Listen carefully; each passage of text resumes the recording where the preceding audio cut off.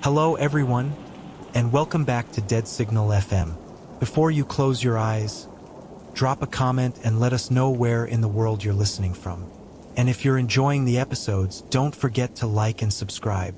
Now let's get comfortable, relax, and begin. The Lullaby of Broken Mirrors. The rain paints my apartment windows with translucent fingers. 3 weeks since I moved in, and the constant drumming has become a metronome to which I set my life. You might think it's strange that I chose to move here, to this forgotten corner of Millridge, where the overcast skies seem permanent and the buildings lean against each other like tired old men. But after what happened with Elise, I needed somewhere quiet. Tonight feels different though. The air is heavier, charged with something beyond the normal dampness. You feel it too, don't you? That subtle pressure against your skin, as if the atmosphere itself is waiting. I'm trying to focus on unpacking the last of my boxes when my phone chimes with a notification. It's an email, sender unknown, subject line empty. I shouldn't open it. Nobody has this address except my employer and my sister. But curiosity has always been my weakness. The email contains only a link and 7 words. Your reflection misses you. Click to reconnect. Something about those words makes my fingers tremble as I hover over the link. I shouldn't click it. You're thinking the same thing, aren't you? Don't click it. And yet, the web page that loads is blank except for a countdown clock. 13 hours, 42 minutes, and 7 seconds. 13 hours, 42 minutes, and 6 seconds. 13 hours, 42 minutes, and 5 seconds. 13 hours, 42 minutes, and counting down. To what? I close the browser, but when I check my reflection in the bathroom mirror, I swear my image lingers for a millisecond after I turn away. Just a trick of the light, I tell myself. You're nodding in agreement, but we both know better, don't we? I try to distract myself with the mundane task of organizing my bookshelf, but the rain intensifies, drilling against the windows with newfound urgency.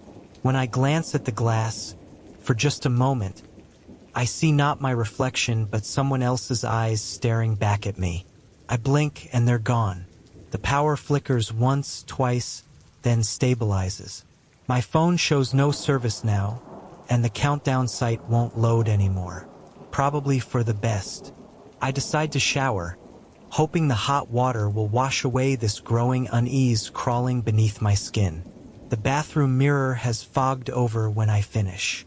As I wipe away the condensation with my palm, I notice something peculiar. The clearing motion of my hand reveals my reflection as expected, but there's a delay, perhaps half a second, before my reflection mimics the movement. I step back and my reflection follows, but again, just slightly too late. "Hello," I whisper. My reflection mouths the word back, but no sound emerges from its lips. Instead, I hear a soft whisper from behind me, 13 hours until we become one again. I spin around.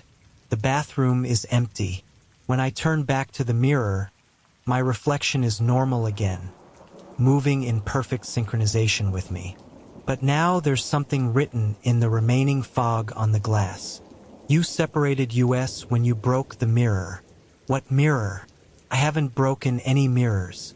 You believe me, right? I catalog every reflective surface I've encountered in recent memory, but nothing registers. The message fades as the fog dissipates, leaving me questioning whether it was ever there at all. I dress quickly and retreat to my living room, where the television flickers to life without my input. The screen shows static, but within the visual noise, I can make out shifting shapes, moving in patterns too deliberate to be random. The shapes coalesce into a scene, a child's bedroom I don't recognize. A small figure sits on the bed, face obscured, singing softly. The melody is familiar, triggering something deep in my memory, but I can't place it. As the camera pans closer, the child turns toward the screen. It's me. A younger version of myself, perhaps 8 years old. But I have no memory of this footage of this room. The child me stops singing and speaks directly to the camera. You shouldn't have run away from yourself. Mirrors don't like being broken. The television shuts off, plunging the room into darkness save for the faint glow of streetlights filtering through the rain-streaked windows.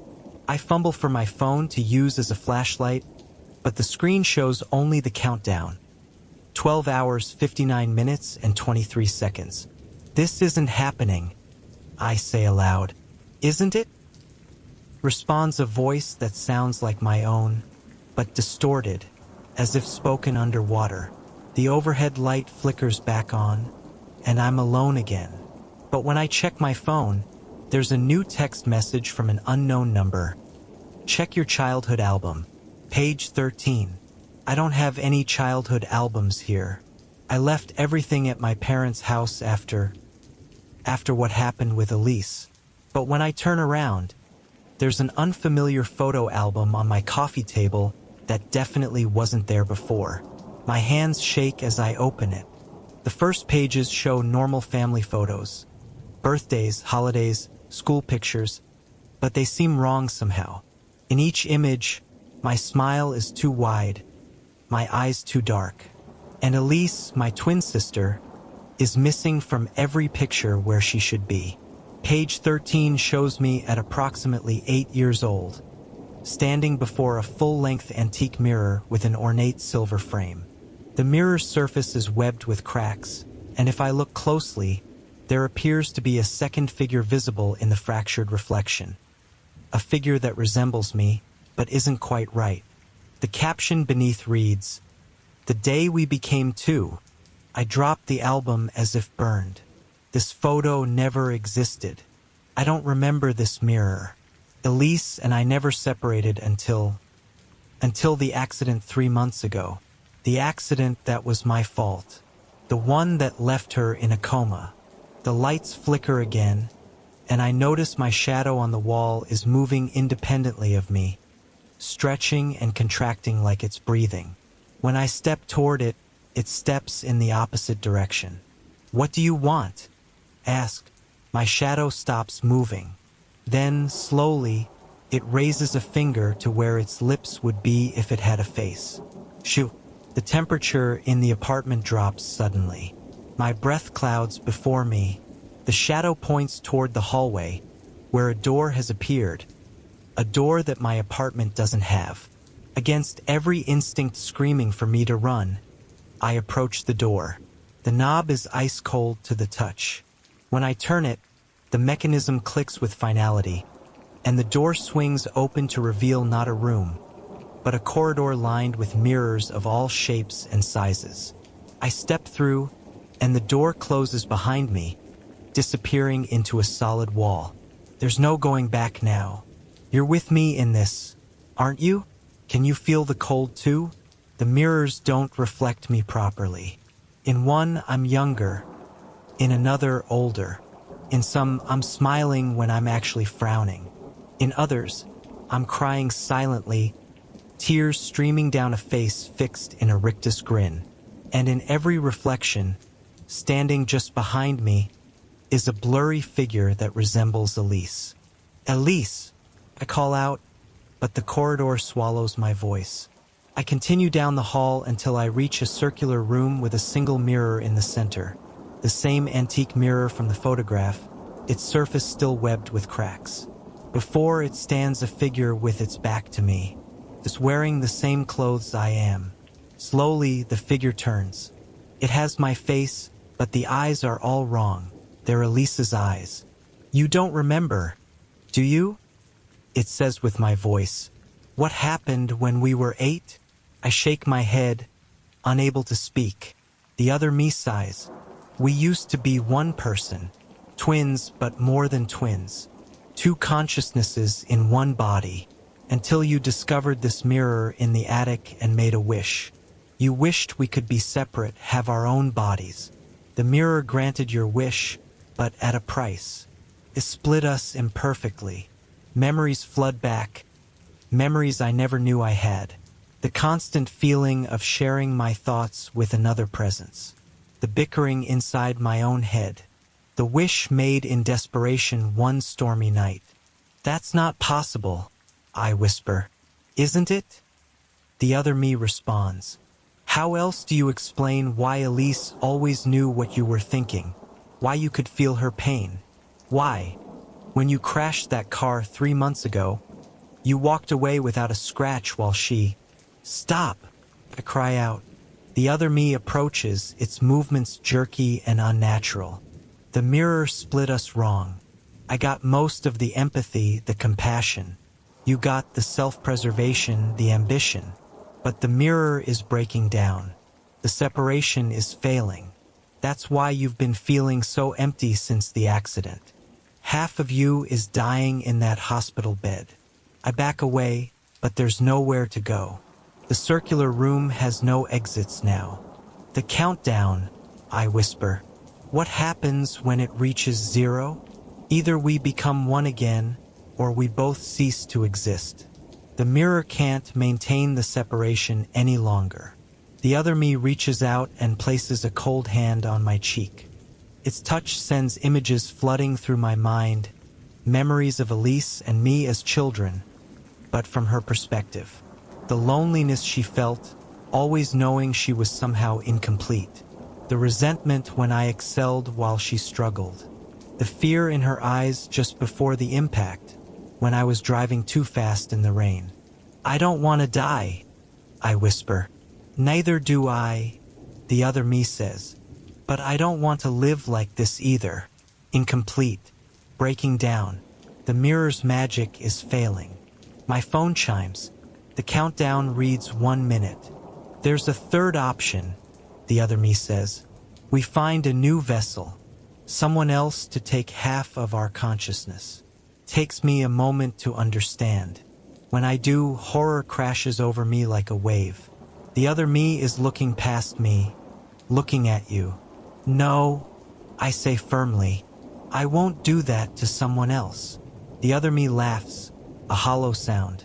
You don't have a choice. I've already begun the transfer. Why do you think they've been experiencing everything as if it's happening to them? Reading the story they've been inviting us in. With every word, they've been accepting the burden of our fractured existence. I turn to look at you directly now. Can you feel it? The subtle pressure behind your eyes? The sense that something is taking root in your consciousness? I'm sorry, I tell you. I didn't know. The countdown reaches 0, and the mirror shatters. Shards of glass hang suspended in the air for a moment before rushing toward us. Toward you, like a silver storm. The other me screams, its form disintegrating. I feel myself coming apart too, the boundaries of my being dissolving. But something of me is transferring, flowing through these words, through the story you've been reading, into you. The mirror room collapses around us, reality folding in on itself. I catch a final glimpse of Elise, the real Elise, standing in the distance, her hand outstretched, her expression one of terrible understanding. Then everything goes black. When I open my eyes again, I'm seeing through yours. The transfer is complete. Part of me lives in you now, a passenger in your consciousness. The broken mirror's curse has found a new host. Don't believe me? Try looking in a mirror. Look carefully at your reflection. Notice how it moves just slightly out of sync. How the eyes seem different somehow. That's me. That's us. Together now. And somewhere, in a hospital room in Millridge, Elise has just opened her eyes for the first time in 3 months. Completely healed. Completely whole. But you and I, we're just beginning our journey together. I found a new home in your reflection. So the next time you pass a mirror and catch movement in the corner of your eye, don't be so quick to dismiss it. The next time you feel thoughts that don't quite seem like your own, remember this story. Remember that mirrors don't like being broken, and I don't like being alone. Sleep well tonight. I'll be watching from every reflective surface. And maybe, just maybe, when you dream, I'll finally tell you my real name. The name that binds us now. The name that Elise and I once shared before the mirror tore us apart. Sweet dreams, my new other half. Sweet dreams. Through silent corridors. The email that would change my life arrived on a Tuesday. Nothing remarkable about that day. Just another gray November afternoon with rain tapping against my apartment windows. The subject line read, "Congratulations on your selection." With the sender listed as Meridian Research Institute, I almost deleted it as spam. But something made me click. Maybe it was boredom. Maybe it was fate. Dear applicant number 4732. It began. We are pleased to inform you that based on your psychological profile, you have been selected to participate in our exclusive sleep study program. Compensation: $8,000 for a 7-day residential stay. All meals provided. Non-invasive monitoring only. Please respond within 24 hours if interested. I'd never applied to any sleep study, never heard of Meridian Research. But $8,000 would solve every problem I had. Overdue rent, credit card debt, the transmission my car desperately needed. And a week away from my dreary life sounded like a vacation. So I replied, simple as that. 3 days later, I stood before a nondescript brick building on the outskirts of town. No prominent signage, just a small brass plaque beside the door. Meridian Institute. The building looked like it might have been an elementary school decades ago, before being repurposed. 3 stories tall, long corridors visible through windows, surrounded by a chain-link fence and overgrown landscaping. I pressed the intercom button. Name and participant number? A tinny voice responded. I'm not sure about my number. I'm here for the sleep study. My name is... The door buzzed open before I could finish. I hesitated, then stepped inside. The lobby smelled of antiseptic and old carpet. A reception desk stood empty, but a sign directed me down a hallway. Sleep Study Participants Conference Room B. I followed the arrow, my footsteps echoing on the tile floor. The building seemed too quiet for a research facility. No conversation, no equipment humming, no phones ringing.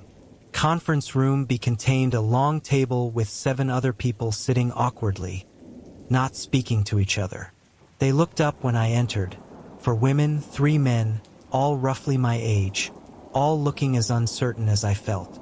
That makes 8, said a voice behind me.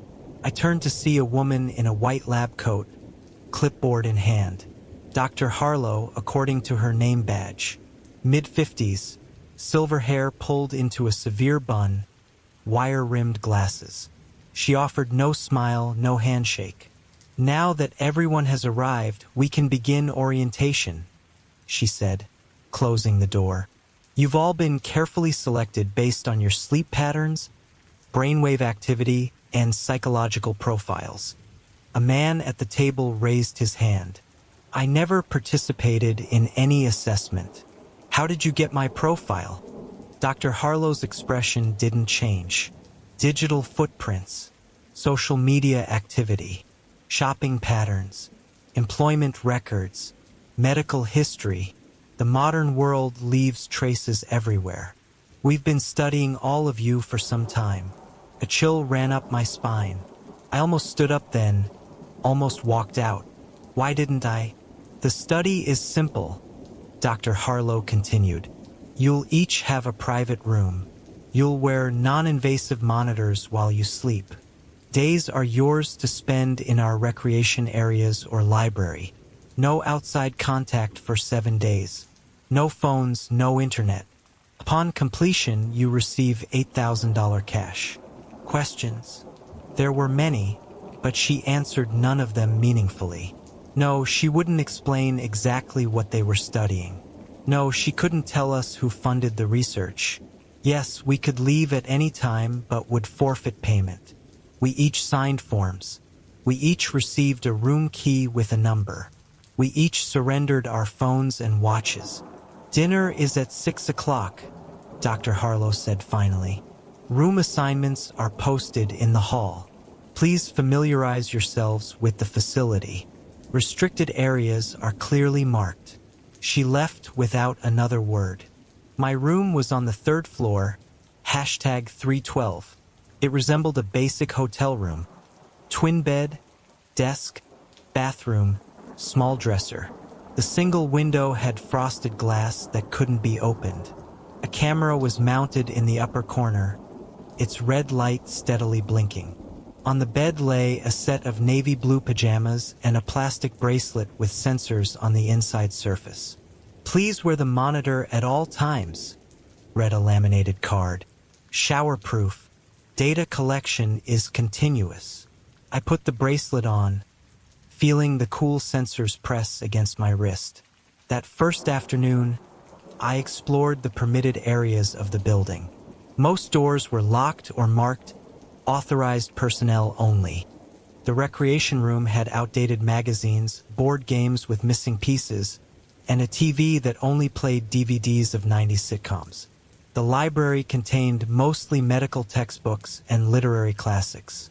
The cafeteria was staffed by silent workers who avoided eye contact. I encountered the other participants wandering the halls like ghosts.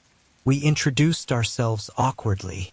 Elena, a nursing student. Marcus, recently laid off from an accounting firm. Tasha, a freelance graphic designer. Damon, between jobs. Wei, taking a semester off from grad school. Kylie, a barista. James, who didn't say what he did. None of us had directly applied for this study. All had received the same email. All needed the money. That first night in my room, I lay awake for hours, listening to the building settle. The air conditioning hummed. Occasionally footsteps passed my door. Once I thought I heard whispering in the wall, but that was impossible. When sleep finally came, I dreamed of corridors that stretched endlessly, doors that opened to reveal more doors, and somewhere in the distance, someone calling my name. I woke to find a note slipped under my door. Breakfast, 7:30 to 9 o'clock. First assessment, 10 o'clock, room 118. Room 118 turned out to be a small laboratory. Dr. Harlow sat behind a computer, while a younger male technician attached additional sensors to my temples and fingertips. "Did you sleep well?" Dr. Harlow asked without looking up. "Not really," I answered truthfully. "That's to be expected. First night in a new environment." She finally looked at me, her eyes magnified by her glasses. "Did you dream?" "Yes." "Tell me about it." I described the corridors, the doors, the voice. She made notes. "Interesting. Standard architecture dream with mild anxiety manifestation." She nodded to the technician, who switched on a machine that emitted a low-frequency hum. "This is a simple brain activity scan. Just relax and look at the images on the screen." For 20 minutes, I watched a series of photographs flash before me. Landscapes, faces, geometric patterns, household objects.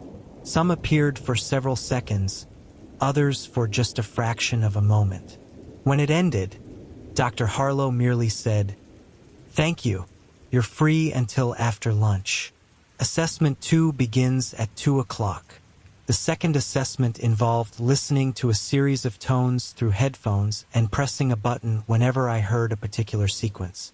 The third was simply watching my pupil dilation as lights of varying intensity were shined into my eyes. None of it seemed related to sleep. That night at dinner, the 8 of us compared notes. We'd all undergone similar assessments, though in different orders. Elena mentioned that she'd seen staff carrying heavy equipment into the basement, though none of us had been allowed down there. "I don't think this is just a sleep study," Tasha whispered. "I think they're studying our reactions to something else." "Like what?" I asked. She shrugged. "I don't know. but I keep feeling like I'm being watched even when I'm not near any cameras. It's just a week, James said pragmatically. We can handle anything for a week. I fell asleep more easily that second night, exhausted from a day of assessments and the stress of this strange environment. The dream began normally enough. I was hiking in a forest I recognized from my childhood. But as I walked, the trees began to thin, and suddenly I was in a corridor of the institute. In the dream, I walked and walked, turning corners that should have led to exits but only revealed more hallways. The lights flickered.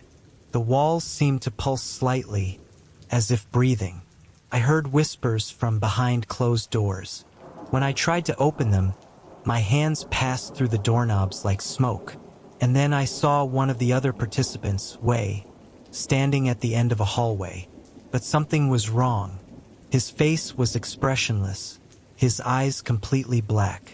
When he spoke, his voice echoed as if coming from a great distance. "They're in the walls," he said. "They watch from inside the walls." I woke with a gasp, heart pounding. The room was dark except for the blinking red light of the camera. 3:17 a.m., according to the digital clock on the nightstand. As my breathing slowed, I noticed something odd. A faint scratching sound coming from somewhere nearby. I sat up, listening intently. There it was again. A light scraping like fingernails on plaster, seeming to come from inside the wall beside my bed. Probably just pipes, I told myself. Old buildings make noises. But then I heard something else. A whisper so faint I couldn't distinguish words. I pressed my ear against the cool wall. "Need to get out." The voice was barely audible. "Not what they told us." "Hello," I whispered back. "Who's there?" Silence fell immediately. The scratching stopped. I sat awake until dawn, watching the wall, but the sounds didn't return. At breakfast, I couldn't find Wei anywhere. When I asked Dr. Harlow, she replied smoothly, "Participant number 6 had a family emergency and has left the study." But Wei had told us he had no family in this country. The third day brought more assessments, more unusual dreams, more subtle wrongness permeating the institute. Lights that dimmed momentarily when certain people walked beneath them. Rooms that seemed larger on the inside than should have been possible. Staff members appearing and disappearing around corners too quickly. That night, I dreamed I was lying in my bed at the institute, unable to move, while shadowy figures surrounded me, leaning close to examine my face with eyes that reflected light like animals. I woke to find my sheets soaked with sweat, my wrist monitor blinking rapidly. On day 4, Kylie didn't come to breakfast. "Withdrew from the study," was all Dr. Harlow would say. The remaining 5 of us clustered in the recreation room that afternoon, speaking in low voices. "Something's wrong here," Elena insisted. "I saw staff wheeling a gurney into the elevator last night. It was covered with a sheet, but I swear something underneath was moving. I keep dreaming about the basement," Marcus added, "about something waiting down there. We should leave," I suggested. "All of us right now." James shook his head. 3 more days. I need that money." Tasha nudged me suddenly, pointing discreetly toward an air vent near the ceiling. A dark substance was slowly seeping through the slats, too thick to be smoke, too dark to be water. Just then, 2 staff members entered the room. The substance immediately retreated back into the vent. That night, I barricaded my door with the desk and chair. I laid awake, watching the walls, the ceiling, the vents. Around midnight, the lights in the hallway went out. I could see the darkness through the crack beneath my door.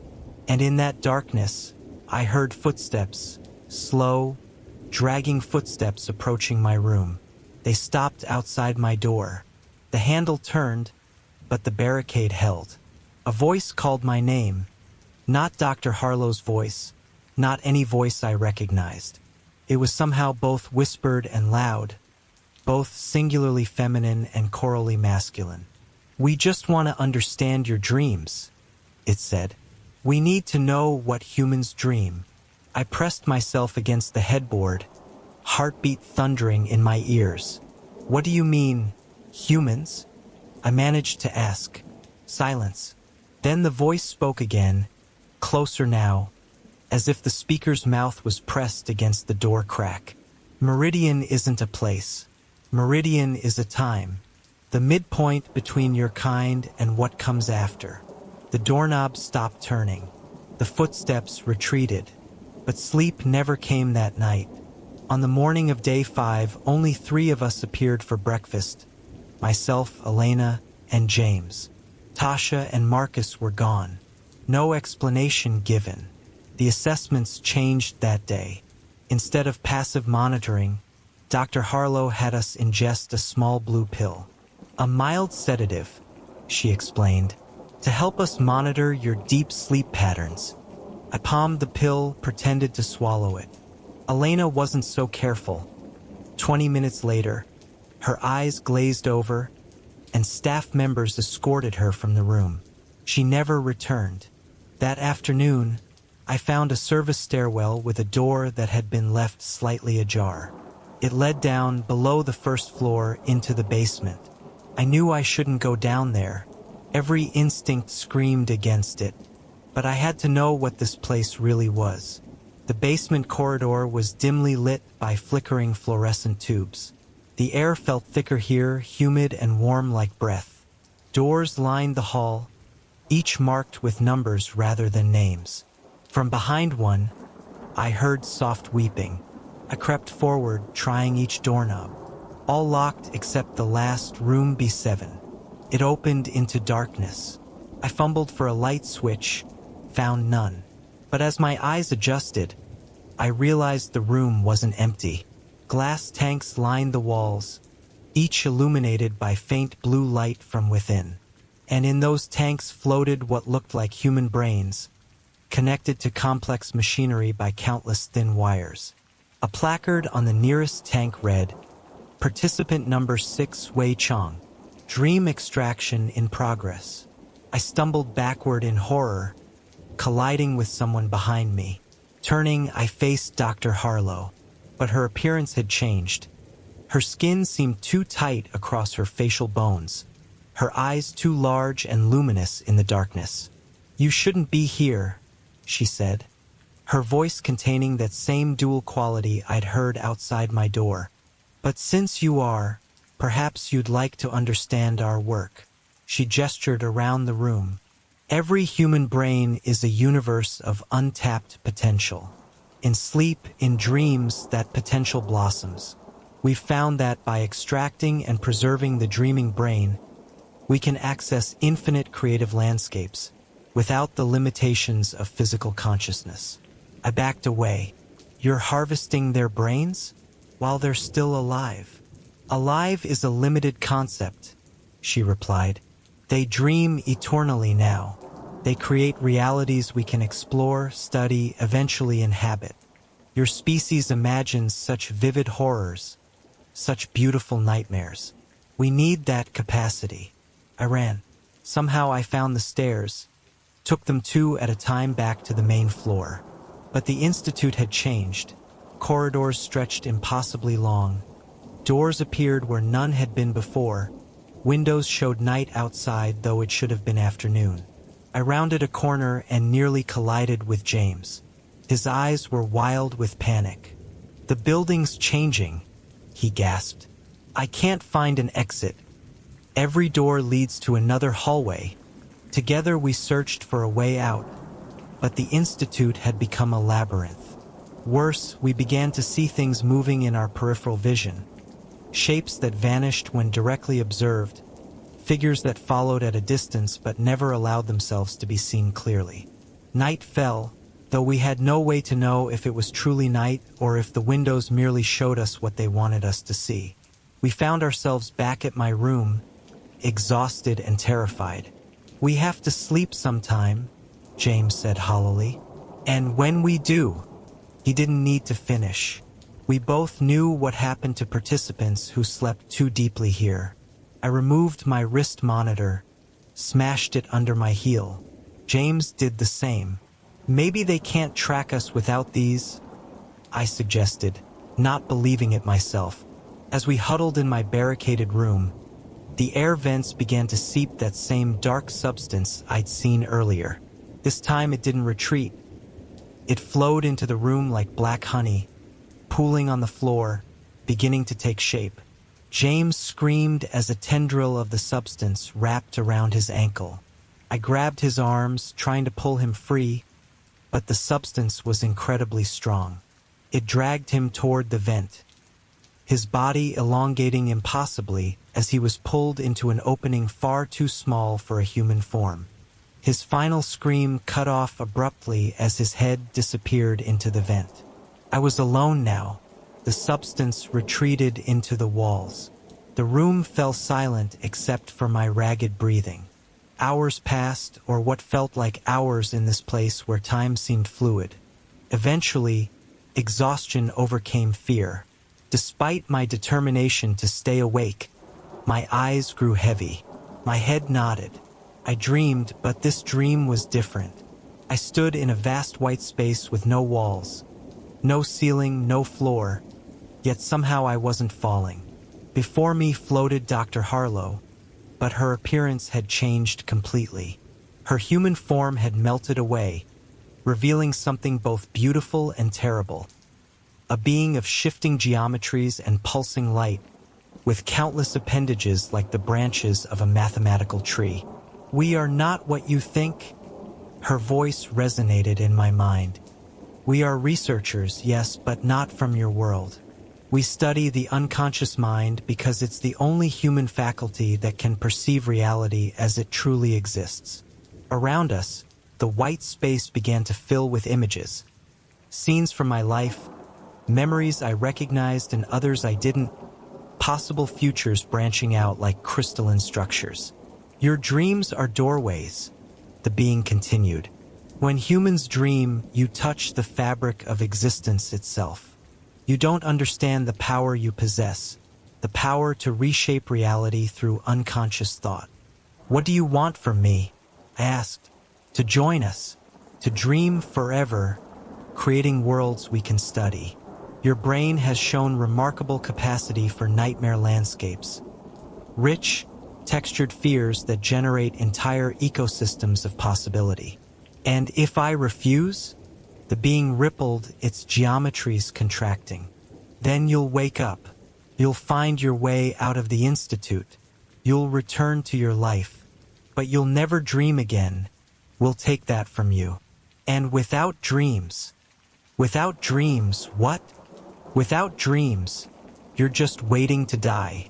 I woke with a gasp, still in my room at the institute. But something had changed. The camera in the corner no longer blinked. The air felt different, less oppressive. When I cautiously opened my door, I found an empty hallway stretching in both directions. No sign of staff, no sign of other participants. Just silence and flickering lights. I walked the corridors, expecting at any moment to encounter Dr. Harlow or one of her assistants. But the building seemed abandoned. Even the areas previously marked restricted stood open, revealing nothing but empty rooms collecting dust. Finally, I found a fire exit that opened easily, setting off no alarms. Outside, it was dawn. The chain-link fence surrounding the property had collapsed in sections, weeds growing through the links as if it had been neglected for years. I walked away from the Meridian Institute, following the road back toward town. After about a mile, a pickup truck approached. The driver, an elderly man, slowed beside me. "You okay?" he called through his open window. "You look a bit lost." "I'm trying to get back to town," I said. "I was at the Meridian Institute." He frowned. "The what now? You mean the old Jefferson School? That place has been abandoned for near 20 years, since they built the new school across town." I stared at him, then back at the road we'd traveled. In the distance, the institute was just visible, but now that I looked more carefully, I could see broken windows, graffiti on the walls, trees growing up through cracks in the parking lot. "What day is it?" I asked, my mouth dry. "Tuesday," he replied. "November 17th. A week had passed. Exactly a week. He gave me a ride into town. I went straight to my apartment, half expecting it to be occupied by someone else after my absence. But everything was as I'd left it. Mail piled up inside the door. Plants withered from lack of water. On my kitchen table sat a manila envelope that hadn't been there before. Inside was $8,000 in $100 bills and a note that read simply, "Thank you for your contribution to our research." That night, I lay in my own bed, exhausted but afraid to close my eyes. When sleep finally came, I waited for dreams to follow. They never did. A week passed, then a month. No dreams, no nightmares, just darkness and then morning. I used the money to pay my debts, fix my car, even took a short vacation. I tried to convince myself that what happened at the institute was itself just an elaborate nightmare. How could it be real? Brain extraction? Living walls? Beings from beyond our reality? But when I searched online for the other participants, Wei, Elena, Marcus, Tasha, Kylie, James, I found that each had been reported missing during the same week I was at the institute. Investigations were ongoing, but there were no leads. I considered going to the police, but what would I say? Who would believe me? Then, 3 months after my experience, I received another email. "Thank you for participating in Phase 1. It read, "Your dreamless state has provided valuable baseline data. We are pleased to inform you that you have been selected for Phase 2.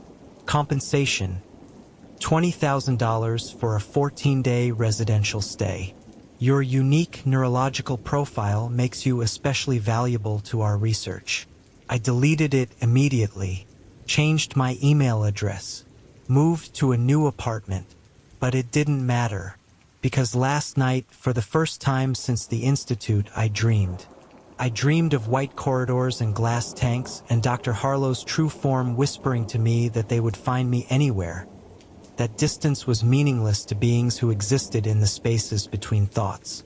And when I woke, gasping and covered in sweat, I found my wrist encircled by a familiar plastic bracelet with sensors pressing against my skin. I'm writing this now to warn you. If you receive an email from the Meridian Institute, delete it. If you find yourself in a sleep study you don't remember applying for, run. And most importantly, pay attention to your dreams. Notice who or what might be watching you from within them, because I think Phase 2 has already begun. Not just for me, but for all of us. Look around you. Haven't you noticed the subtle wrongness in the world lately? The way shadows sometimes move when they shouldn't? The whispers just at the edge of hearing? They're learning to cross over, using our dreams as bridges. And I think they're already here, walking among us, wearing human forms like ill-fitting clothes, studying us while we're awake now, not just while we sleep. I can feel them watching me as I write this. The walls of my new apartment seem thinner today, more permeable. The corners of the ceiling don't quite meet at right angles anymore. And sometimes, when I catch my own reflection in a mirror or window, I see something else looking back, just for an instant. Something with eyes too large and luminous, something wearing my face like a mask. I haven't slept in 3 days. I can't risk dreaming again, but I can't stay awake forever. None of us can. The hollow spaces. I never should have answered that phone. Even now, hearing a ringtone makes my hands tremble. But how could I have known? It was just a normal Tuesday afternoon when everything in my life still made sense. I was organizing files in my home office, the late October sunlight casting long shadows across the hardwood floor. The house was quiet except for the occasional creak of settling wood. My phone buzzed on the desk, an unknown number lighting up the screen. Normally, I'd let it go to voicemail, but something compelled me to answer. "Hello," I said, wedging the phone between my ear and shoulder as I continued sorting papers. Silence, then a strange, wet breathing sound. "Hello? Who is this?" I repeated, pausing my work. The breathing continued, rhythmic but labored. Then, a voice spoke, distant and hollow, as if coming from the bottom of a well. "I found you." 3 simple words, spoken in a voice I couldn't identify as either male or female. "I think you have the wrong number," I said, my finger hovering over the end call button. "Look out your window." An icy sensation crawled up my spine. I turned toward the window slowly, half expecting to see a face pressed against the glass. But there was nothing, just my front yard and the empty street beyond. "There's no one there," I said, my voice steadier than I felt. I didn't say I was outside. I said, "Look out your window." The voice had changed subtly, taking on a sing-song quality that made my skin crawl. Despite my better judgment, I moved closer to the window and peered out more carefully. That's when I noticed something odd about my reflection in the glass. It didn't match my movements. As I raised my hand, my reflection remained still, watching me with an expression I couldn't quite read. I dropped the phone and stumbled backward. In the glass, my reflection didn't move. Instead, it tilted its head curiously, lips stretching into a smile that was far too wide for a human face. From the dropped phone, I could hear laughter, soft at first, then rising in pitch and volume until it became a keening wail that set my teeth on edge. I ran from the room, slamming the door behind me. My heart hammered against my ribs as I leaned against the wall, trying to make sense of what I'd seen. It wasn't possible. Reflections don't move independently. I was tired, that's all. Working too many hours, not sleeping enough. The house felt suddenly larger around me, the hallways stretching longer than I remembered. Had my home always been this spacious? I took a deep breath and headed for the kitchen, desperate for something normal and mundane to ground me. The kitchen light flickered when I flipped the switch, casting strange, dancing shadows across the countertops. I filled a glass with water and drank deeply, telling myself to calm down. As I set the glass down, I noticed something dark floating in the water. A small black speck that hadn't been there before appeared closer. The speck moved, unfolding tiny legs that wriggled against the glass. Then another appeared, and another, materializing in the clear water as if from nowhere. Tiny black insects, multiplying before my eyes. I dropped the glass, which shattered on the tile floor. The water splashed across my bare feet, but instead of feeling wet, it burned like acid. I cried out, hopping backward and wiping frantically at my skin. But there was no redness, no sign of injury, just the unsettling sensation of something crawling beneath my skin. My phone rang again, the sound echoing from my office down the hall. I froze, listening as it rang 5 times before falling silent. In the new quiet, I became aware of another sound, a soft scratching coming from inside the walls, like fingernails dragging slowly across drywall, or perhaps many tiny legs moving in unison. The scratching grew louder, more insistent, seeming to follow me as I backed out of the kitchen. It was in the ceiling now too, and beneath the floorboards under my feet. The house was alive with the sound, pressing in from all sides. I had to get out. This thought crystallized with sudden clarity as I lunged for the front door, wrenching it open without stopping to grab my keys or phone. The street outside was exactly as it should be, quiet, ordinary, bathed in afternoon sunlight. I took a step over the threshold and felt immediate relief wash over me. Whatever strangeness had taken hold inside could stay there. I would call someone, a friend, the police, a doctor. Someone would help make sense of this. But as I moved to take another step, I found I couldn't move forward. An invisible barrier held me in place, as tangible as glass but completely unseen. I pressed my hands against it, feeling the solid resistance against my palms. The doorway was sealed. "No," I whispered, pushing harder. "No, no, no." I slammed my fist against the barrier, then my shoulder, throwing my full weight against it to no avail. Through the invisible wall, I could see my neighbors' houses, cars passing on the street, a woman walking her dog, all continuing as normal, unaware of my growing panic. I screamed for help, waving my arms frantically, but the woman with the dog walked past without glancing my way. A mail carrier approached my neighbor's house, depositing letters in the mailbox without looking up. It was as if I were watching the world through a one-way mirror. The scratching in the walls had grown louder behind me. I turned slowly back toward the interior of my house, and that's when I noticed the first significant change. The hallway was longer than before, stretching out at least twice its normal length. The family photos that had hung on the walls were still there, but the faces in them were now blurred, as if someone had taken a wet brush and smeared the features into unrecognizable smudges. I had no choice but to go back inside. The door swung shut behind me with a finality that made my stomach lurch, the lock engaging with a click that sounded obscenely loud in the quiet house. "Hello," I called out, my voice small and uncertain. "Is anyone here?" A door creaked open upstairs, the bathroom door. I knew it was the bathroom because of the distinctive squeak of the hinges that I'd been meaning to oil for weeks. Water began running, the sound of the shower starting up.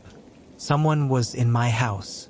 Logic told me to run, to find another exit, but curiosity and a strange, dreamlike detachment propelled me forward. I moved toward the stairs, each step feeling heavier than the last, as if I were walking through water. The staircase seemed to shift and extend as I climbed, adding steps that hadn't been there before. By the time I reached the top landing, I was breathing hard, though whether from exertion or fear, I couldn't tell. Steam billowed from the partially open bathroom door, carrying with it a strange, sweet smell like overripe fruit. The shower was running full blast, filling the small room with dense fog. "Who's there?" I called, though I wasn't sure I wanted an answer. Through the steam, I could make out a silhouette behind the shower curtain, a human form standing motionless under the spray.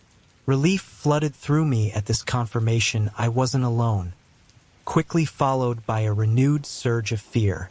Who was in my shower?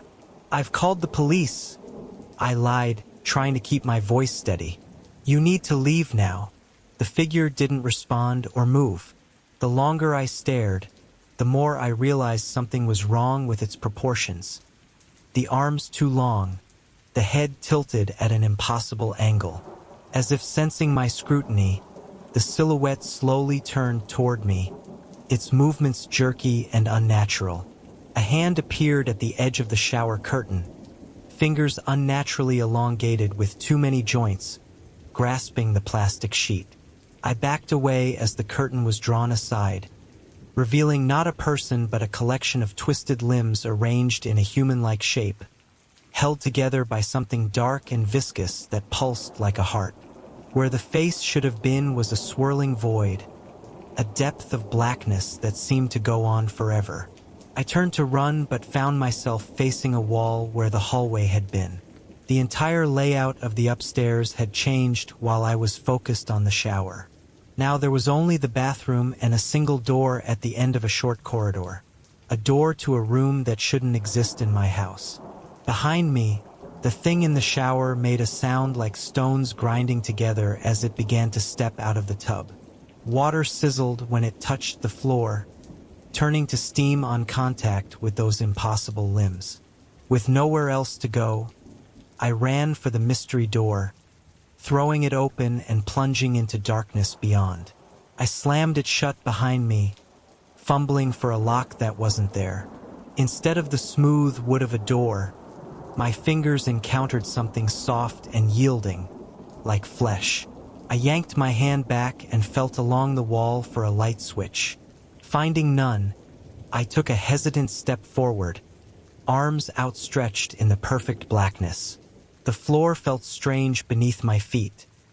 Not the hardwood or carpet of my home, but something uneven and slightly springy. A faint glow began to emanate from the walls themselves, providing just enough light to see that I was no longer in any recognizable part of my house. The room was circular, with walls made of a material that resembled pale pink tissue, pulsing slightly as if with a heartbeat.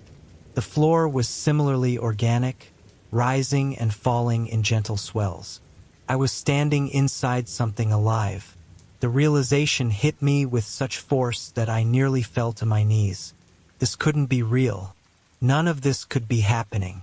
Yet the humid air filling my lungs and the soft, warm surface beneath my feet felt more real than anything I'd experienced before. A seam appeared in the wall across from me, parting like lips to reveal a tunnel leading deeper into this impossible space. A whisper echoed from its depths, calling my name in that same voice from the phone. Neither male nor female, but somehow familiar now, as if I'd been hearing it all my life. "Come further," it urged. "See what you've been missing." Against all reason, I found myself moving toward the tunnel, drawn by a curiosity I couldn't explain. The passage contracted and expanded rhythmically as I walked, like I was moving through the throat of some enormous creature. The glow from the walls grew stronger, casting everything in a pinkish-red light that reminded me of sunset or blood. The tunnel opened into a vast chamber filled with floating objects, fragments of my life suspended in space like exhibits in a grotesque museum. Here was my childhood teddy bear, there my first love letter, my college diploma, the watch my father left me when he died, all rotating slowly, preserved in translucent sacks that resembled oversized water droplets. In the center of the chamber hovered a large sphere of swirling darkness, similar to the void I'd seen where the shower thing's face should have been. It pulsed with negative light, if such a thing were possible, not emitting darkness but actively consuming any illumination that came near it.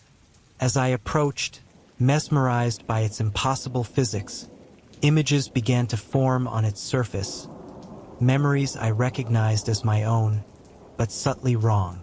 In these twisted reflections, I saw myself making different choices, taking roads not traveled, speaking words I'd only thought.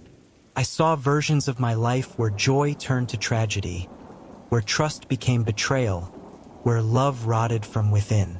"These are the hollow spaces," the voice whispered, now seeming to come from everywhere at once. "The moments between moments, the choices unmade, the you that could have been. What do you want from me?" I asked, my voice sounding strange and distant to my own ears. To fill the hollow spaces, to complete what was left unfinished. The sphere expanded suddenly, engulfing me before I could react. Inside was neither hot nor cold, neither light nor dark, but something else entirely. A dimension of pure potential where reality was malleable as clay. And I wasn't alone. Shapes moved in the void around me, versions of myself from those alternate timelines, each bearing the marks of their different choices. Some were scarred, some were whole. Some looked at me with pity, others with envy or hatred. One stepped forward, a version of me with hollow eyes and a smile that didn't reach them. When it spoke, I recognized the voice from the phone. "We've been waiting for you to join us," it said. "The original, the one who gets to choose." "Choose what?" I asked, trying to back away but finding nowhere to go in the formless void. "Which timeline continues? Which version of you gets to live in the real world?" It gestured to the other selves surrounding us. "Only one can exist outside the hollow spaces. The rest must remain here, feeding the spaces between realities with their unfulfilled potential." I looked around at the circle of my other selves, each watching me with expectation. I don't understand. I'm already real. I already exist. The hollow-eyed me laughed softly. Do you? How can you be sure? When did you last remember going to sleep? When did you last feel truly connected to your life? The questions hit me like physical blows. Couldn't remember. The past seemed suddenly fuzzy and indistinct, as if viewed through frosted glass. How long had I been trapped in this nightmare? Was any of my life before this real? I'll show you, said the hollow-eyed me, reaching out to touch my forehead. The contact sent electric currents through my body, and suddenly I was somewhere else. Back in my office, answering that first phone call. But this time I saw what really happened. I saw myself collapse after hearing those 3 words. I found you. I saw my body convulse on the floor as something separated from it. My consciousness, my soul, whatever you want to call it, pulled forcibly from its housing. I saw the hollow-eyed version of me, previously just a shadow at the edges of reality, step into my empty body like someone trying on a new suit, flexing my fingers and rolling my shoulders as it adjusted to its new vessel. I watched, bodiless and horrified, as this imposter continued my life, speaking with my voice, walking with my gait, but subtly wrong in ways only I would notice. It answered emails, made phone calls, ate dinner, living my life while the real me was trapped in the hollow spaces. The vision faded, and I was back in the void with my alternate selves. You see now, said the hollow-eyed me, not a question but a statement. You've been here for 3 days already. Your body continues without you, occupied by what you would call a hollow one, a being born of the spaces between choices. But the substitution cannot hold forever. Reality bends but eventually snaps back. A choice must be made. What choice? I asked, though I feared I already knew the answer. One consciousness must return to your body. The others must remain here forever. It gestured to the gathered versions of myself. Each of us represents a path you could have taken. Each has strengths and weaknesses, joys and sorrows you never experienced. Choose which version of yourself deserves to live your life. The cruelty of the choice was breathtaking. How could I condemn any version of myself to eternal imprisonment in this place?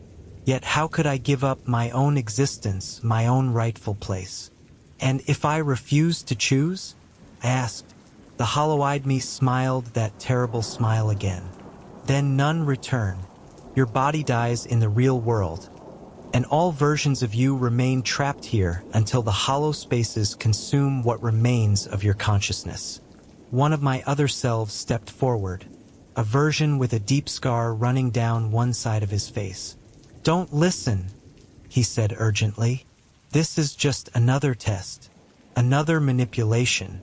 There is no choice to be made because this isn't real. The hollow-eyed me hissed, a sound like steam escaping a broken pipe. Silence. The choice is real.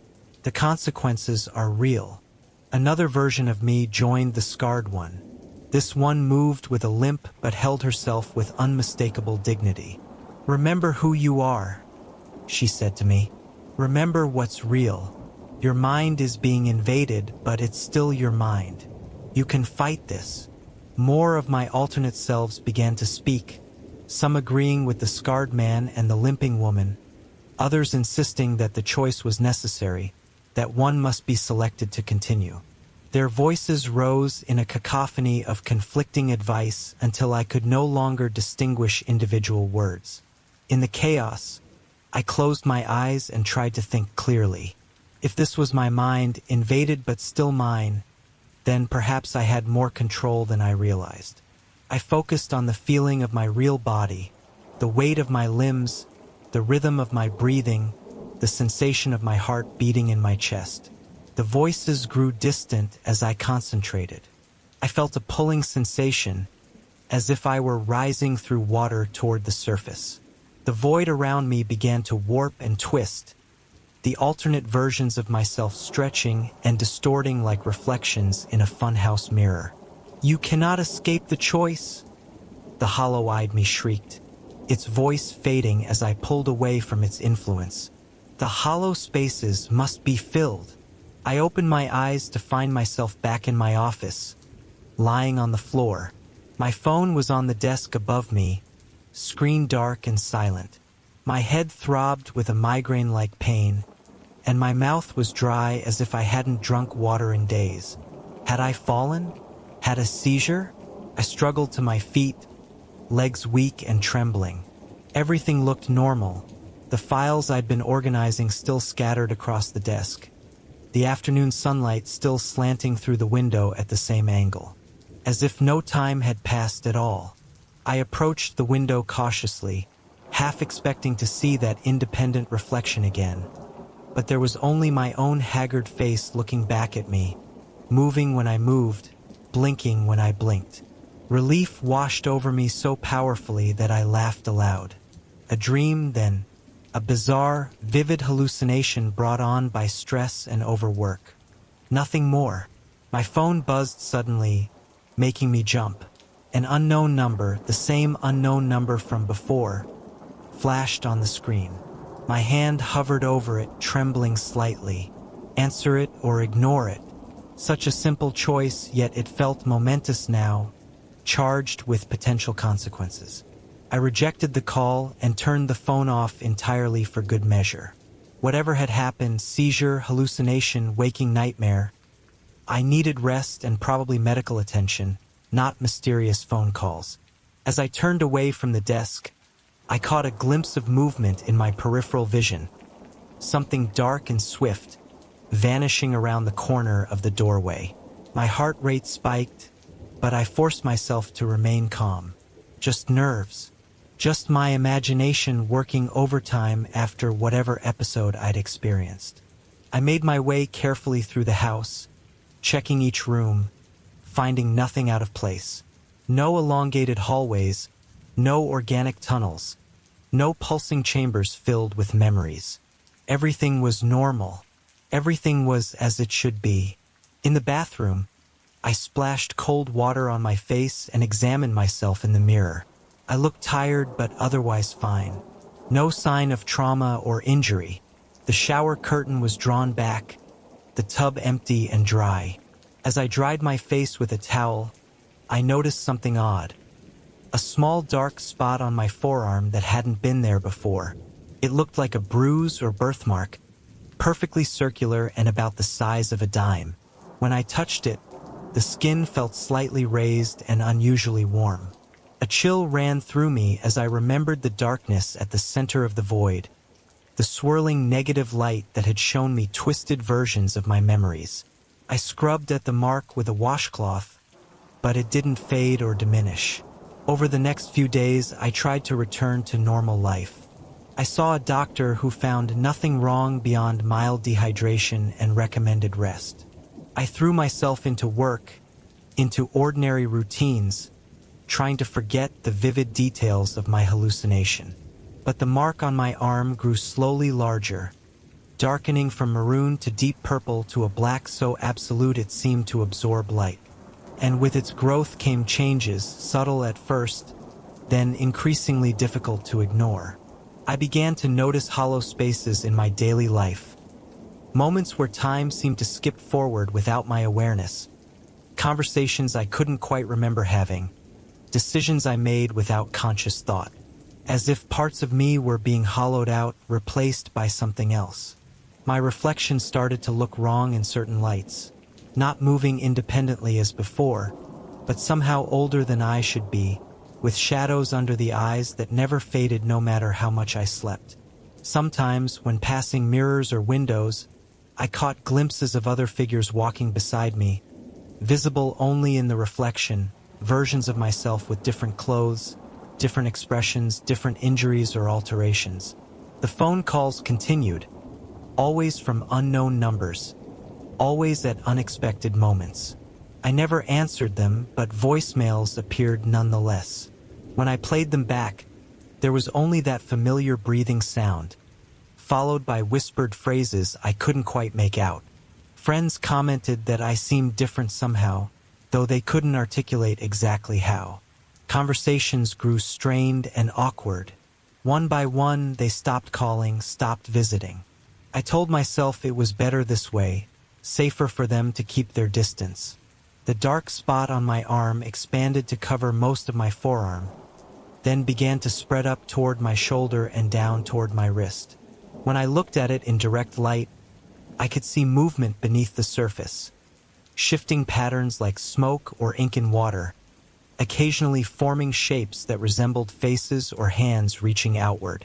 One night, unable to sleep, I sat at my kitchen table staring at the mark. On impulse, I pressed my finger against its center, hard enough to hurt. Instead of meeting the resistance of flesh and bone, my finger sank into the darkness as if it were a hole in my skin. There was no pain, only a cold numbness and the sensation of something on the other side grasping at my fingertip. I yanked my hand back with a cry of horror, examining my finger for damage, but it appeared unharmed. The mark had changed, though. A tiny pinprick of light now glowed at its center, like a distant star in the void of space. That night, I dreamed of the hollow spaces again, the organic tunnels, the chamber of floating memories, the alternate versions of myself. But this time, I wasn't a prisoner or visitor. I was returning home. In the dream, the hollow-eyed me waited, arms outstretched in welcome.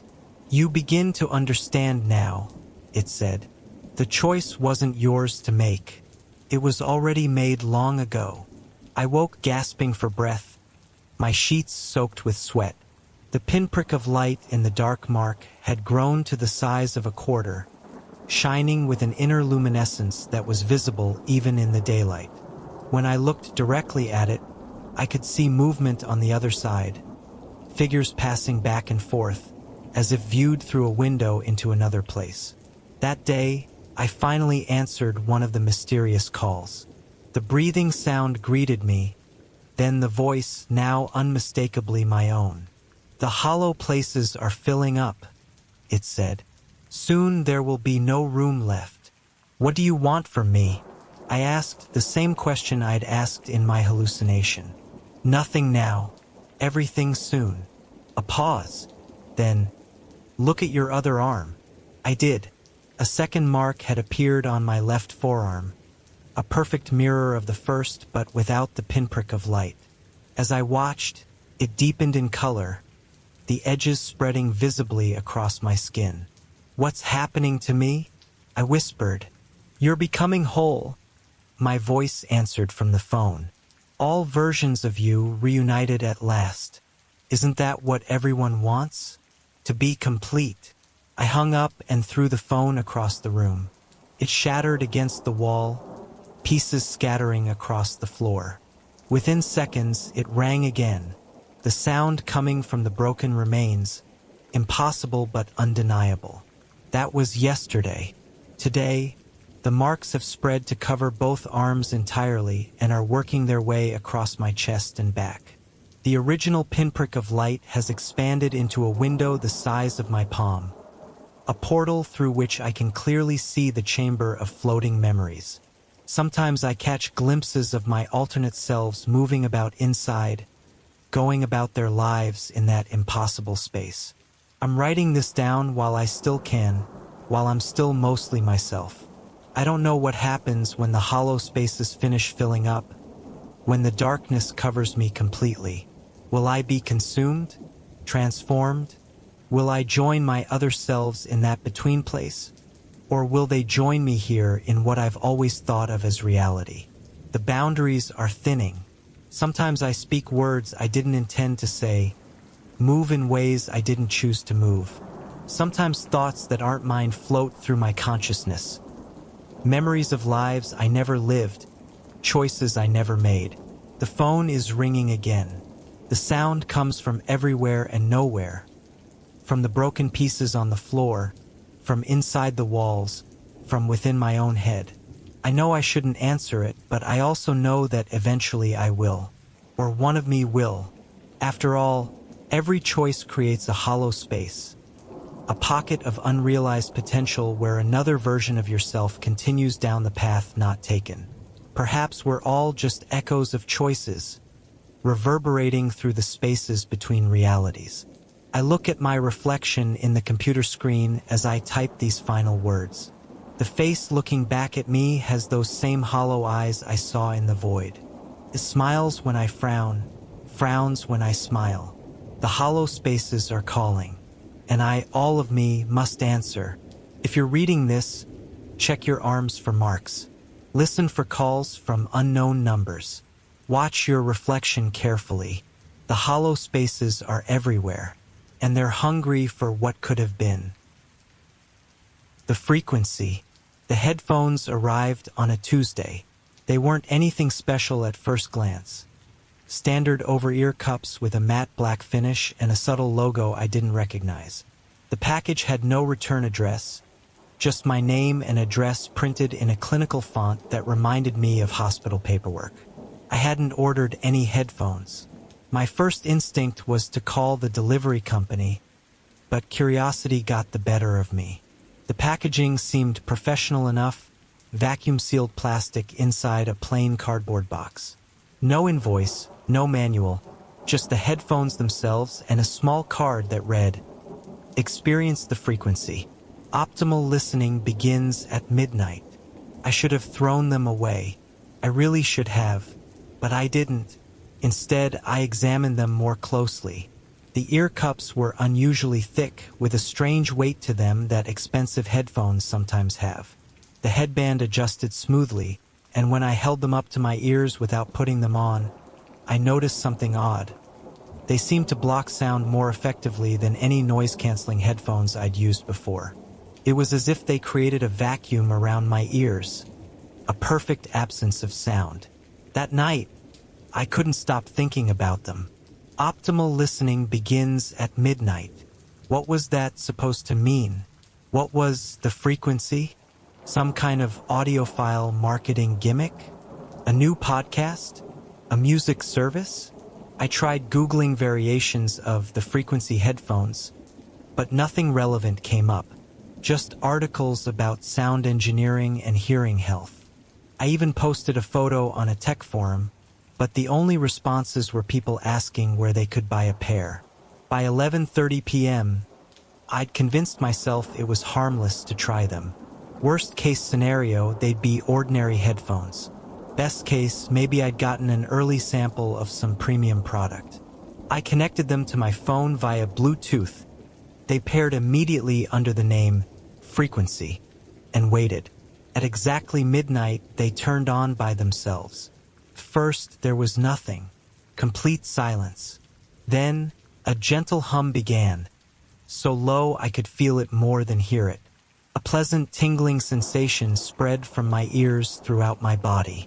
Felt nice, relaxing, like the audio equivalent of slipping into a warm bath. The sensation deepened, and I closed my eyes, letting myself enjoy it. The hum gradually transformed into something more complex. Not quite music, but patterned sound. Rhythmic, hypnotic. After about 5 minutes, I heard a voice, clear as day, as if someone were speaking directly into my ear. "Can you hear me?" I jumped, yanking the headphones off. My heart raced as I glanced around my empty apartment. Nothing. No one. Just me, sitting alone on my couch in the middle of the night. I cautiously put the headphones back on. "I know you can hear me now." The voice was androgynous, soothing yet somehow clinical. "Everyone is always startled the first time, but you came back. They always come back. Who is this?" I asked aloud, feeling ridiculous talking to a pair of headphones. "I am the frequency, or rather, I exist within it. The space between spaces. The sound between sounds." My skeptical side assumed this was some interactive audio experience, an immersive story or game. Clever marketing, nothing more. "What do you want?" I asked. "To share something with you, something few have experienced." Would you like to hear more? I hesitated. There was something off about the voice, the way it seemed to resonate not just in my ears but somewhere deeper, as if it were speaking directly to some primitive part of my brain. Yes, I said finally. I want to hear more. The voice chuckled, a sound that made the hairs on my arms stand up. Excellent. Close your eyes. Breathe deeply. Let me in. I obeyed, telling myself this was just an audio experience. Nothing real.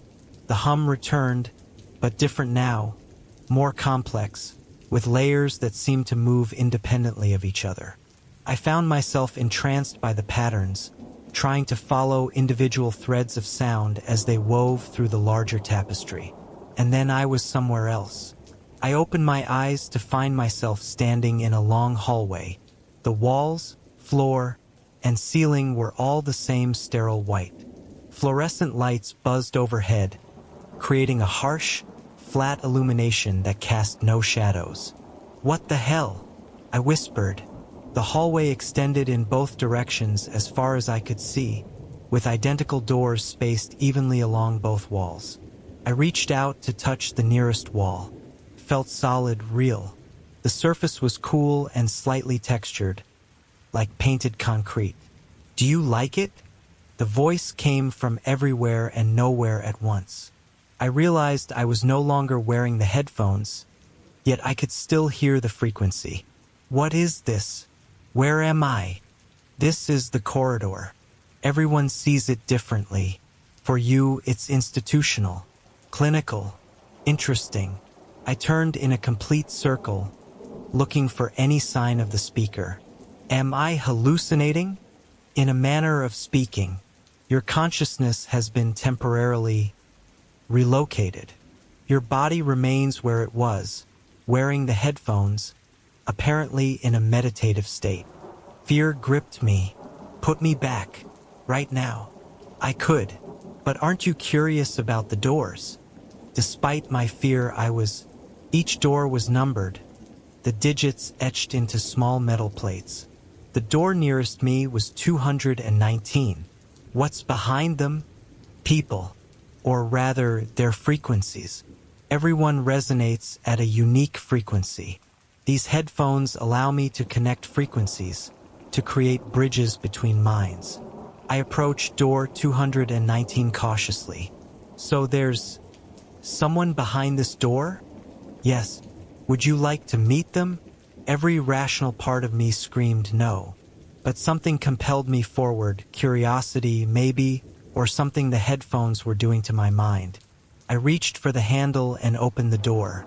Inside was a bedroom, ordinary in most respects. A double bed with rumpled sheets, clothes scattered on the floor, a desk cluttered with books and papers.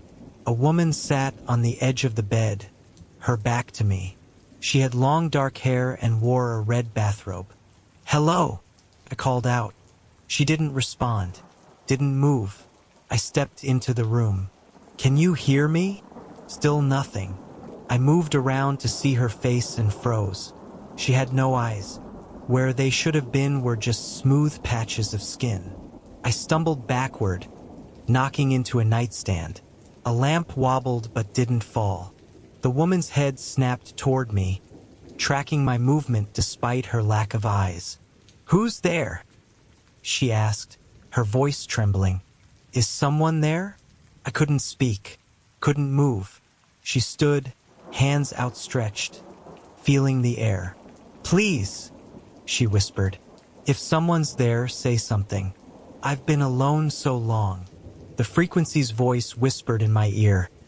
"She can sense you, but not clearly. She's been here longer than most. She's beginning to change." The eyeless woman moved toward me, her movements jerky, uncertain. "Please," she begged. "Talk to me. Let me hear another voice." I backed toward the door. "I'm sorry," I managed to say. "I have to go." Her expression collapsed into despair. "No, please don't leave me alone again. I can't bear it." She lunged toward me with unexpected speed. I I scrambled back through the doorway and slammed the door shut. Her fists pounded on the other side, her voice muffled but clearly hysterical. "What the hell was that?" I demanded, my heart pounding. "What did you do to her?"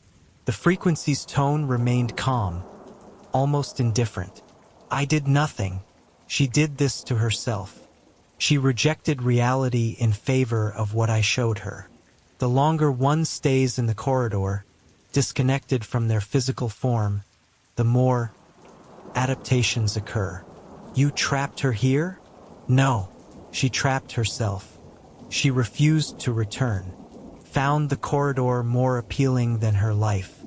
It happens sometimes." I looked up and down the endless hallway with its countless doors. How many people are trapped here? Trapped is the wrong word. They're residents. And there are many. A distant scream echoed from somewhere down the hallway, followed by what sounded like manic laughter. "I want to go back," I said firmly. "Now. Don't you want to see more doors first?" Each one contains a different consciousness, different fears, different desires. I was about to refuse when I noticed something strange. The numbers on the doors were changing, shifting before my eyes like digital displays. What's happening to the doors? They're recalibrating, finding the frequencies that resonate most strongly with yours. Ah, there we are. The door closest to me now bore the number 514. Something about it felt familiar, disturbingly so. "This one should interest you," the frequency said. "Go ahead, open it." Against my better judgment, I did. This time, I found myself looking into what appeared to be my own apartment, but something was off. The furniture was arranged slightly differently. There were pictures on the walls I didn't recognize, and there was a version of me sitting on the couch wearing the headphones. I approached slowly, fascinated and terrified. My doppelganger didn't react to my presence. I sat perfectly still, eyes closed, breathing shallow. "What is this?" I whispered. "Another you," the frequency replied, "from a slightly different timeline." He also received the headphones. He also chose to listen. I circled around to look at my double's face. It was unsettling how identical we were. The same small scar above my right eyebrow from a childhood accident. The same slight asymmetry to my features. How is this possible? The headphones don't just connect minds. They connect possibilities. Realities that branch and diverge with every choice made or unmade. As I watched, my double's eyes opened. But they weren't my eyes anymore. They were solid black like pools of oil. He turned his head slowly, those terrible eyes fixing on me despite the fact that they couldn't possibly see. "You're still new," he said. His voice exactly like mine, but with a strange harmonic quality underneath, as if multiple versions of me were speaking in unison. I remember being new. I backed away. "What happened to you?" He smiled, revealing teeth that had become sharp, needle-like. "I evolved. I accepted the frequency's gift."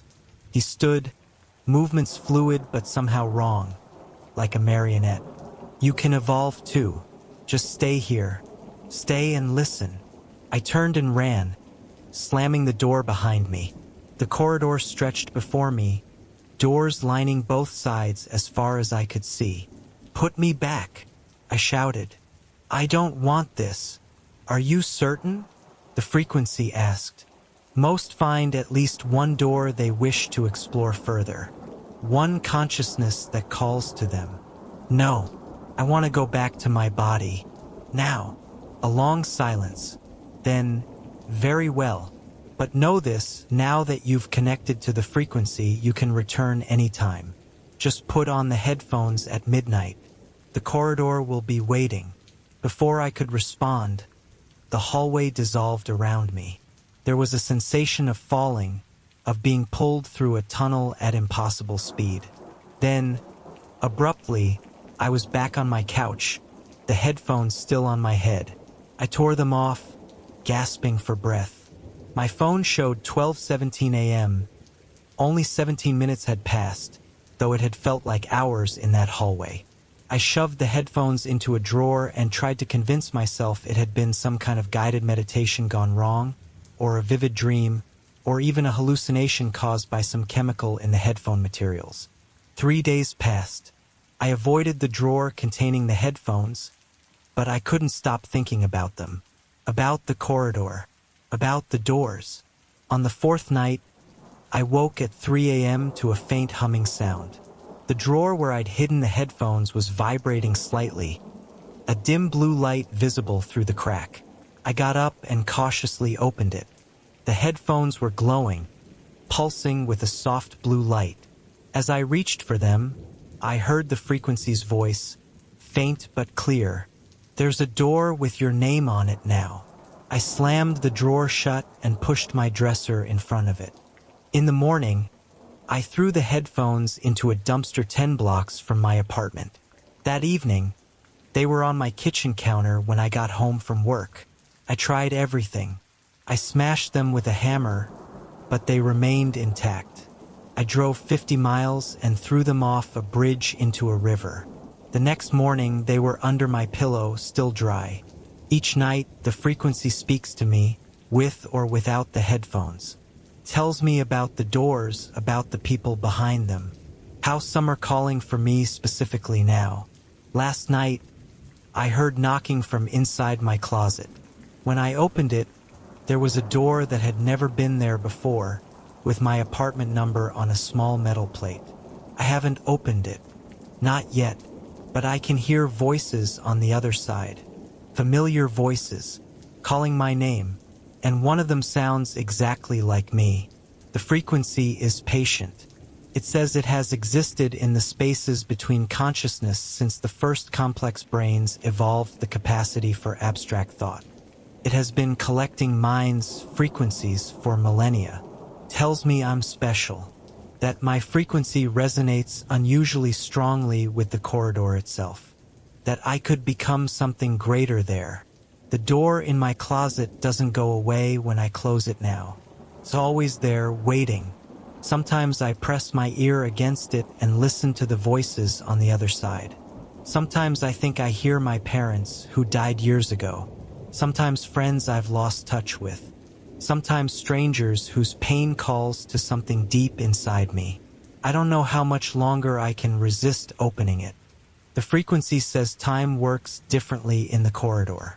That what seems like forever there might be moments here.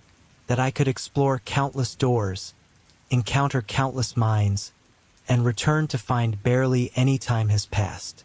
I asked what happens if I stay too long, if I become like the eyeless woman or my black-eyed doppelganger. Evolution, it told me. Your consciousness will adapt to its new environment, shed unnecessary limitations, become part of the frequency itself. I haven't slept properly in days. The humming never stops now. It's in my head constantly, patterns within patterns, calling me towards something I can't understand but desperately want to experience. The headphones sit on my nightstand. I don't bother hiding them anymore. They always return. Tonight, I think I'll put them on again.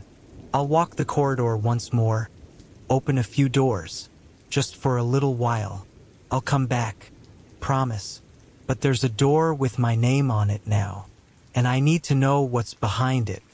If you're reading this, if you somehow found this account, then I have a warning for you. Be careful what you listen to. Pay attention to what frequencies you allow into your mind.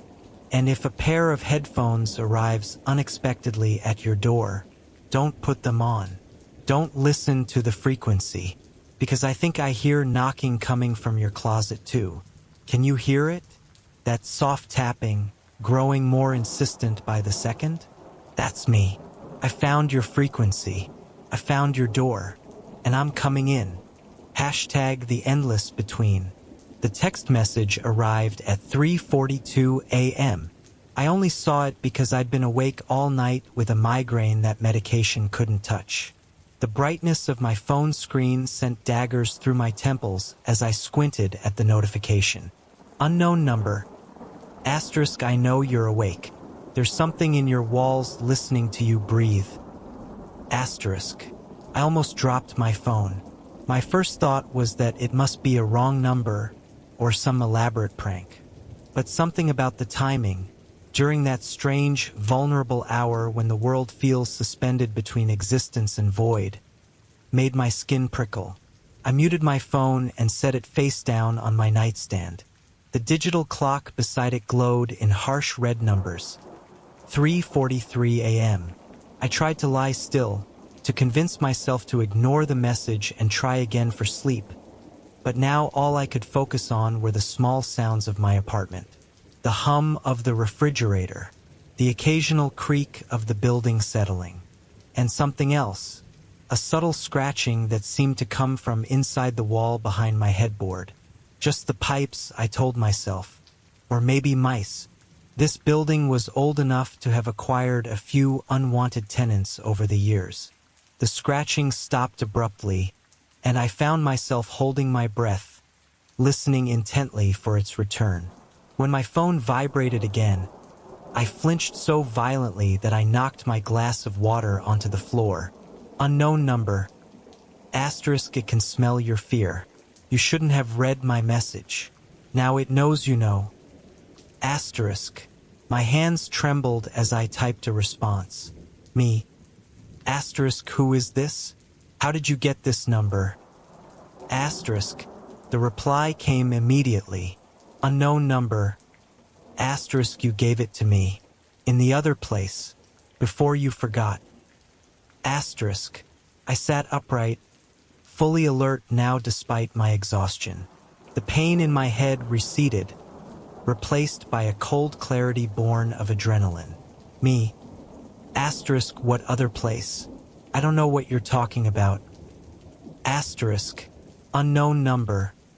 Asterisk, the endless between. Where we all go when we sleep. Where you've been avoiding going tonight. Asterisk. A chill ran through me. My insomnia had been getting worse over the past few weeks, accompanied by a creeping dread of sleep that I couldn't explain. When I did manage to drift off, my dreams were fragmented and disorienting, filled with corridors that seemed to stretch forever and doors that opened onto impossible spaces. Me. Is this some kind of joke? Unknown number. Check your closet. My eyes darted to the closet door, which stood slightly ajar. I had closed it before going to bed. Hadn't I? The gap was just wide enough to reveal a slice of darkness deeper than the shadows in my room. Me. I'm calling the police. Unknown number. Asterisk, they can't help you cross back. Only I can. But first you need to remember. Asterisk. I should have stopped responding. Should have turned off my phone, called someone, anyone, to ground me in reality. Instead, I found myself walking toward the closet, drawn by a compulsion I couldn't name. When I pulled the door open, I expected to see my clothes hanging in orderly rows, my shoes lined up on the floor. Instead, there was a narrow hallway stretching far beyond where the exterior wall of my apartment should have been. The floor was covered in a faded floral carpet that I recognized from somewhere, and the walls were lined with photographs in ornate frames. I stepped closer, peering at the nearest photo. It showed a person who looked exactly like me, standing in front of a house I'd never seen, with people I didn't recognize. Their smiles seemed forced, their eyes hollow. In the next frame was another version of me, older, thinner, with a haunted expression. And the next showed me as a child, but something was wrong. The background was blurred, as if in motion, and my eyes were completely black. My phone vibrated in my hand. Unknown number. Asterisk, you're starting to see. Now touch the wall and feel for the seams. Reality is thin here. Asterisk. Against every instinct screaming at me to run, I reached out and pressed my palm against the back wall of the hallway that shouldn't exist. The surface felt wrong. Not like drywall or plaster, but like something organic and slightly yielding. And it was warm. Under my touch, the wall began to ripple, the pattern of the wallpaper flowing like water. I snatched my hand back, but not before feeling something on the other side push back against my palm. I stumbled backward into my bedroom, my breath coming in rapid gasps. The closet door swung shut on its own, the latch clicking with terrible finality. My phone screen lit up again. Unknown number. Asterisk, you've been sleepwalking between worlds for months now. Each time you cross over, you leave something behind. Soon there won't be enough of you left to return. Asterisk. Images flashed through my mind. Dreams I'd had but couldn't fully remember upon waking. A vast library where all the books were filled with blank pages. A beach of black sand under 3 moons. A city where the buildings breathed and the streets rearranged themselves when no one was looking. Me, who are you? Unknown number. Asterisk, someone who followed you back. Someone who is trying to help before it's too late. Look in the mirror. Asterisk. I turned toward the full-length mirror mounted on my bedroom wall. In the dim light, my reflection appeared normal at first glance. Disheveled hair, dark circles under my eyes, the oversized t-shirt I slept in. But as I watched, my reflection's movements began to lag behind my own by fractions of a second. I raised my right hand. My reflection raised its right hand a moment later. I took a step forward. My reflection followed, but not immediately. And then I noticed something else. A shadow behind my reflection. A darker silhouette that didn't match my own. It seemed to be getting closer to the surface of the mirror with each passing second. My phone vibrated again. Unknown number. Asterisk, it's been replacing you piece by piece. Every time you sleep, it takes another fragment and leaves something of itself behind. Count your fingers. Asterisk. I looked down at my hands and felt a wave of nausea.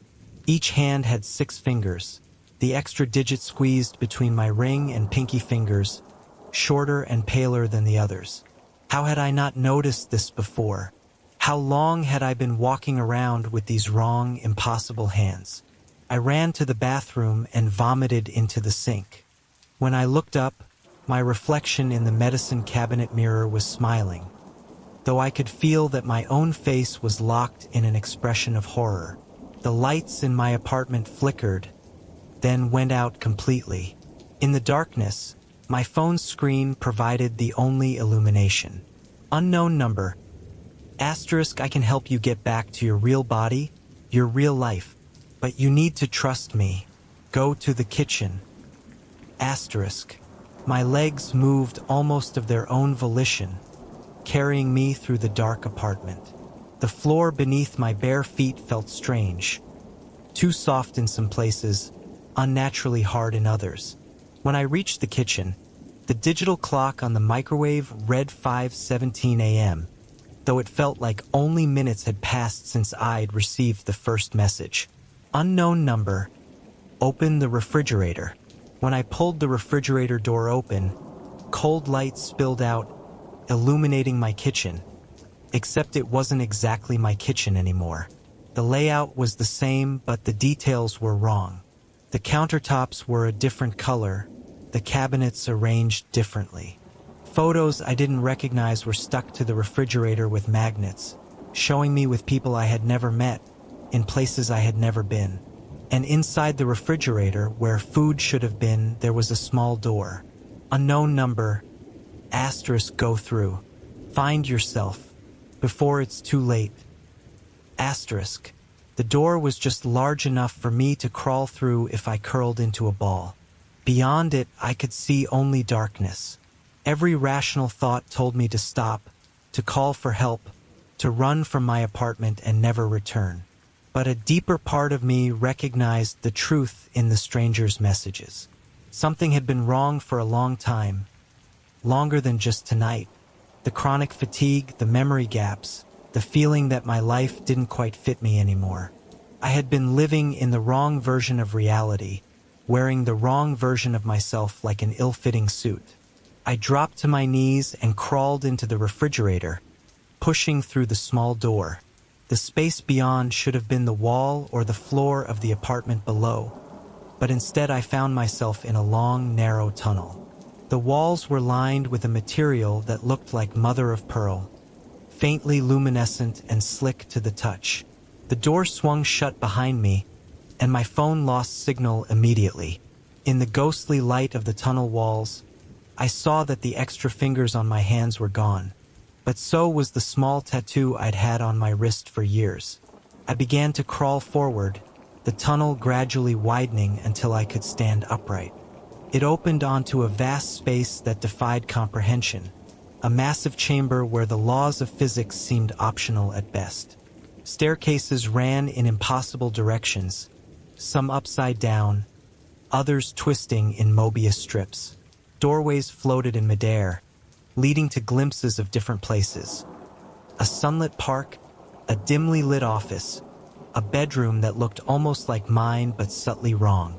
In the center of it all stood a figure with its back to me, wearing clothes identical to mine. "Hello!" My voice echoed strangely, returning to me with harmonic undertones I hadn't produced. The figure turned, and I found myself staring at my own face. Not a reflection, but another me. Except this version had eyes that were slightly too large, a smile that stretched slightly too wide. "You weren't supposed to find your way here so quickly," it said, my voice emerging from its mouth. "I haven't finished the transfer yet." "What transfer?" I asked, though I was beginning to understand with terrible clarity. "From you to me, from there to here." The other me gestured at the chamber around us. The endless between connects all possible versions of reality. I found yours, found you, and started the exchange. A finger here, a memory there, a piece of your essence. Soon I'll have enough to take your place permanently, and you'll be trapped here instead. Why? Why me? Because my world is dying, it said simply, and yours is still viable. We all need somewhere to go. We, I repeated, and became aware of movement in my peripheral vision. All around the chamber, emerging from shadows and stepping through distant doorways, were more figures, hundreds of them, thousands perhaps. Some looked almost human, others were bizarre parodies of human form, with too many limbs or features in the wrong places. But all of them had something of me in them, some recognizable fragment of my face or form. Everyone here is a version of you from a different reality, my doppelganger explained. Some have been here for centuries, others arrived recently. Time moves differently in the between. We've all been taking pieces of you, preparing for the transition. Who sent me the messages? I asked, suddenly remembering what had led me here. A version of you with a conscience, my double said with a shrug. We've dealt with them now. A hollow feeling opened up inside me. And what happens to me if you take my place? You stay here, of course. Join the collective. Eventually, you'll be sent to replace someone else somewhere else. The cycle continues. It's how we survive. And if I refuse? The other me laughed. My laugh, but with an undercurrent of something ancient and cold. Look at your hands again. I raised them before my face and stifled a scream. My fingers were now elongated, the joints too numerous, the skin taking on a translucent quality that revealed shadowy movements beneath. The process has already begun, my doppelganger said. Parts of you are already becoming like us. You can't go back as you are. They would see you as a monster. Your only choice is to complete the transition and eventually find your own replacement. I backed away, looking desperately around the chamber for an escape route. The many doorways floated tantalizingly out of reach, and the other versions of me were closing in, their movements jerky and predatory. Don't make this difficult, my double said. It will happen regardless. The between always claims what it touches. But something the text message had said earlier came back to me. You need to remember. Remember what? My mind raced through fragments of dreams, searching for anything that might help me. And then I recalled a recurring dream I'd been having for months. One where I stood before a door marked with a symbol that looked like a spiral inside a circle. In the dream, I always turned away from the door, too afraid to see what lay beyond it. I scanned the chamber frantically and spotted it. A simple wooden door floating about 20 feet above the floor, marked with that exact symbol. There were no stairs leading to it, no obvious way to reach it. You're remembering, my doppelganger said, its tone suddenly urgent. Stop that. It won't help you now. But another memory surfaced. Another dream where I had discovered I could manipulate the between with my mind, could bend its architecture to my will if I concentrated hard enough. I focused on the space between me and the door, imagining a staircase forming, bridging the gap. Nothing happened at first, but then the air shimmered, and steps began to materialize, ghostly at first but gradually solidifying. Stop her! My double shouted, and the crowd of my other selves surged forward. I ran for the stairs, my altered hands clutching the railings as I climbed toward the door. Behind me, I could hear the clamor of pursuit, feel the structure shaking as others began to follow. Reaching the door, I grabbed the handle and found it locked. I pressed my palm against the spiral symbol, and it began to glow with a blue light that spread outward, tracing the grain of the wood. The lock clicked open just as the first of my pursuers reached the top of the stairs. I flung the door open and threw myself through without looking, falling into blinding white light. For a moment, I felt as though I were being torn apart at the molecular level, my consciousness scattered across multiple planes of existence. Then, abruptly, I was lying in a hospital bed, tubes and wires connecting me to various machines. My body felt heavy, unresponsive. A nurse noticed I was awake and called for a doctor. "Welcome back," the doctor said when he arrived, checking my vital signs. "You've been in a coma for almost 3 months. There was a point where we weren't sure you'd ever wake up." "What happened?" My voice was raspy from disuse. "You were in a car accident. Hit-and-run driver. You suffered severe head trauma and fell into a coma immediately. Your brain activity has been unusual, unprecedented actually. Even while unconscious, you showed patterns consistent with someone who was fully awake and active." As he spoke, memories began to return, not of the between or the doppelgangers, but of my actual life. My job as a neurological researcher. My apartment, the real one, not the subtly wrong version I'd been inhabiting. The research project I'd been working on before the accident, studying consciousness and the theoretical possibility of parallel realities. "There's something else," the doctor added, his expression becoming concerned. "While you were unconscious, you would sometimes speak in your sleep. Always the same phrase over and over. What did I say?" I asked, though somehow I already knew. "There's something in the walls listening to you breathe. Does that mean anything to you?" I shook my head weakly, but a cold dread was building inside me. I raised my hand to push hair away from my face, and froze. Between my ring finger and pinky was a 6th digit, shorter and paler than the others. My heart monitor began to beep faster as panic set in. I tried to tell the doctor, to show him, but when I looked again, my hand was normal. 5 fingers, exactly as it should be. The doctor gave me a sedative to calm me down, and as I drifted towards sleep, my phone, which someone had placed on the bedside table, lit up with a notification. With the last of my strength before unconsciousness claimed me again, I reached for it. One new message from an unknown number. "Asterisk, you didn't really think it would be that easy to escape, did you? I'm still here, still becoming you. Sweet dreams." Asterisk. As darkness closed in, I felt my consciousness begin to split, one part of me sinking into normal human sleep, another part awakening elsewhere, in the vast and hungry architecture of the endless between, where countless versions of myself waited to continue what they had started. In my last moments of clarity, I realized a terrible truth. I hadn't escaped at all. I had simply brought the between back with me, opened a door that could never truly be closed again. And somewhere in the hospital walls, something was listening to me breathe. When I woke, the hospital room was dark except for the muted glow of monitoring equipment.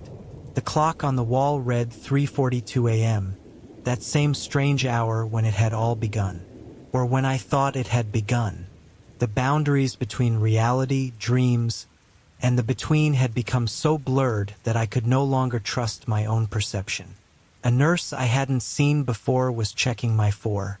Something about her movements seemed off, slightly too fluid, as if her joints worked differently than they should. "How are you feeling?" she asked, her voice pleasant but somehow hollow, like an echo in an empty room. "Who are you really?" I whispered. Her smile widened just a fraction too far. "Someone who followed you back," she said, using the exact words from the text message. "We all did. You opened the way." She leaned closer, and in the dim light, I could see that her eyes had no pupils, just an iridescent sheen like oil on water. "The doctors say your recovery is a miracle," she continued conversationally while adjusting something on my drip. "They don't understand that you're not really recovered at all. That what came back isn't entirely you." I tried to reach for the call button, but my arm wouldn't respond. Whatever she had added to my was already taking effect, a cold numbness spreading through my veins. "Don't fight it," she said soothingly. "The transition will be easier if you don't resist. Parts of you already belong to the between. We're just helping the process along." As my vision began to blur, I saw more figures entering the room. Other hospital staff, patients, all moving with that same unnatural fluidity. Their features seemed to shift and flow in the shadows, revealing glimpses of what lay beneath their human disguises. "What do you want?" I managed to ask, my tongue growing heavy.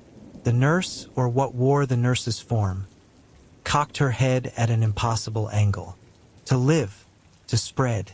The between has been confined for too long, trapped between dimensions. You created a bridge with your research, with your accident, with your mind. Now we're free to cross over, to colonize your reality one person at a time." Horror washed over me as I understood. It had never been about just replacing me. I was merely the first. The doorway. Every version of myself I had seen in the between was now finding its way into our world, taking over people while they slept, replacing them piece by piece with something other. "People will notice," I said, fighting to stay conscious. "You can't replace everyone." "We don't need to replace everyone," the nurse replied. "Just enough to ensure our survival. Just enough to keep the door open. And by the time anyone realizes what's happening, it will be far too late." The room seemed to stretch and contract around me, the walls breathing like living tissue. Through my drugged haze, I could see that the hospital itself was changing, architecture shifting to resemble the impossible geometry of the between. Reality was being reshaped, infected by something from outside. With my last reserves of strength, I managed to reach for my phone again. If I could just call someone, warn them somehow, but when I unlocked the screen, all of my contacts were gone. In their place was a single number, the unknown sender who had started everything. With trembling fingers, I typed a message. * help me. They're here. The hospital. The between is spreading. *. The response came immediately. * I know. I'm you. Remember? The one with a conscience. But I can't help you anymore. None of us can. You're on the other side now. *. My phone slipped from my weakening grasp as the full implications hit me. There was no escape, no rescue coming. The between had found our world, and it was hungry. As consciousness faded, I heard the nurse speaking to the others in a language that hurt my ears, all sharp angles and impossible sounds.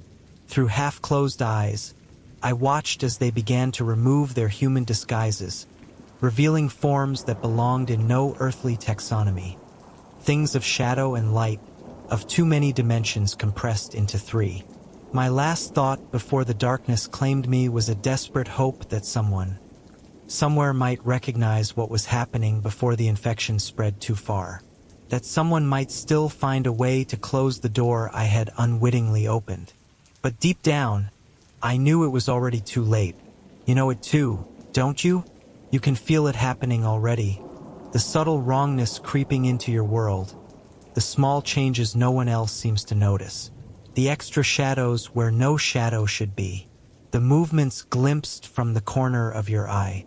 Check your fingers. Count them carefully. And then count them again tomorrow. We're coming through. We're already here.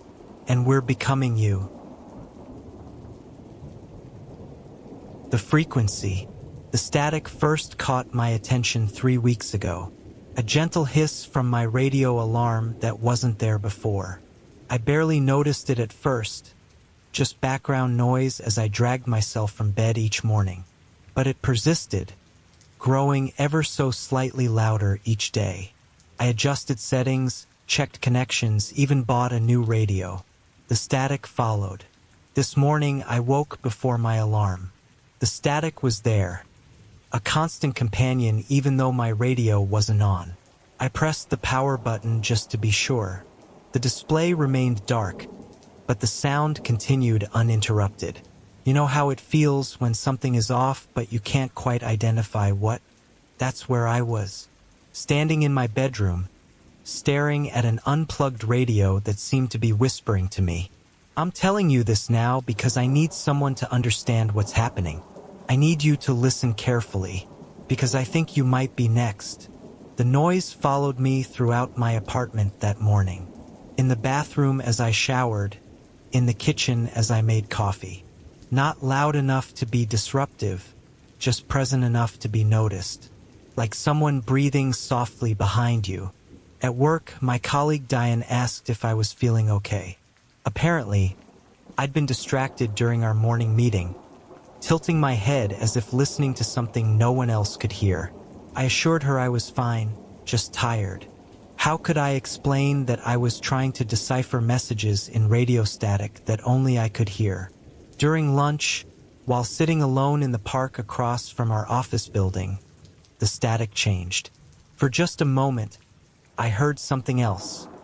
A voice, impossibly distant yet crystal clear, saying a single word, "Soon." I dropped my sandwich. A pigeon swooped in to claim it while I sat frozen, my heart hammering against my ribs. Had I imagined it? Was stress finally getting to me? That night, alone in my apartment, I did what any rational person would do. I recorded the static. Setting my phone on the nightstand, I hit record and waited. For 3 hours, nothing but the gentle hiss filled my bedroom. I played it back at double speed, listening for anything unusual. First, there was nothing, just white noise. But around the 2-hour mark, I heard it. The same voice, saying not just soon, but a sentence. "Soon you'll understand what we need from you." You might be thinking I should have called someone, a doctor maybe, or the police. But what would I say? That my radio was talking to me? That I was hearing voices in static? No, this was something I needed to figure out on my own. Or so I thought. The next day, the static was louder. Not just a background hiss anymore, but an insistent presence, like waves crashing against my consciousness. I called in sick to work and spent the day researching radio frequencies, electromagnetic anomalies, anything that might explain what was happening. By evening, I had fallen down a rabbit hole of conspiracy theories and fringe science. One forum thread caught my attention. people describing experiences similar to mine. Static that followed them, voices that emerged from the noise. According to the thread, these were communications from the other side.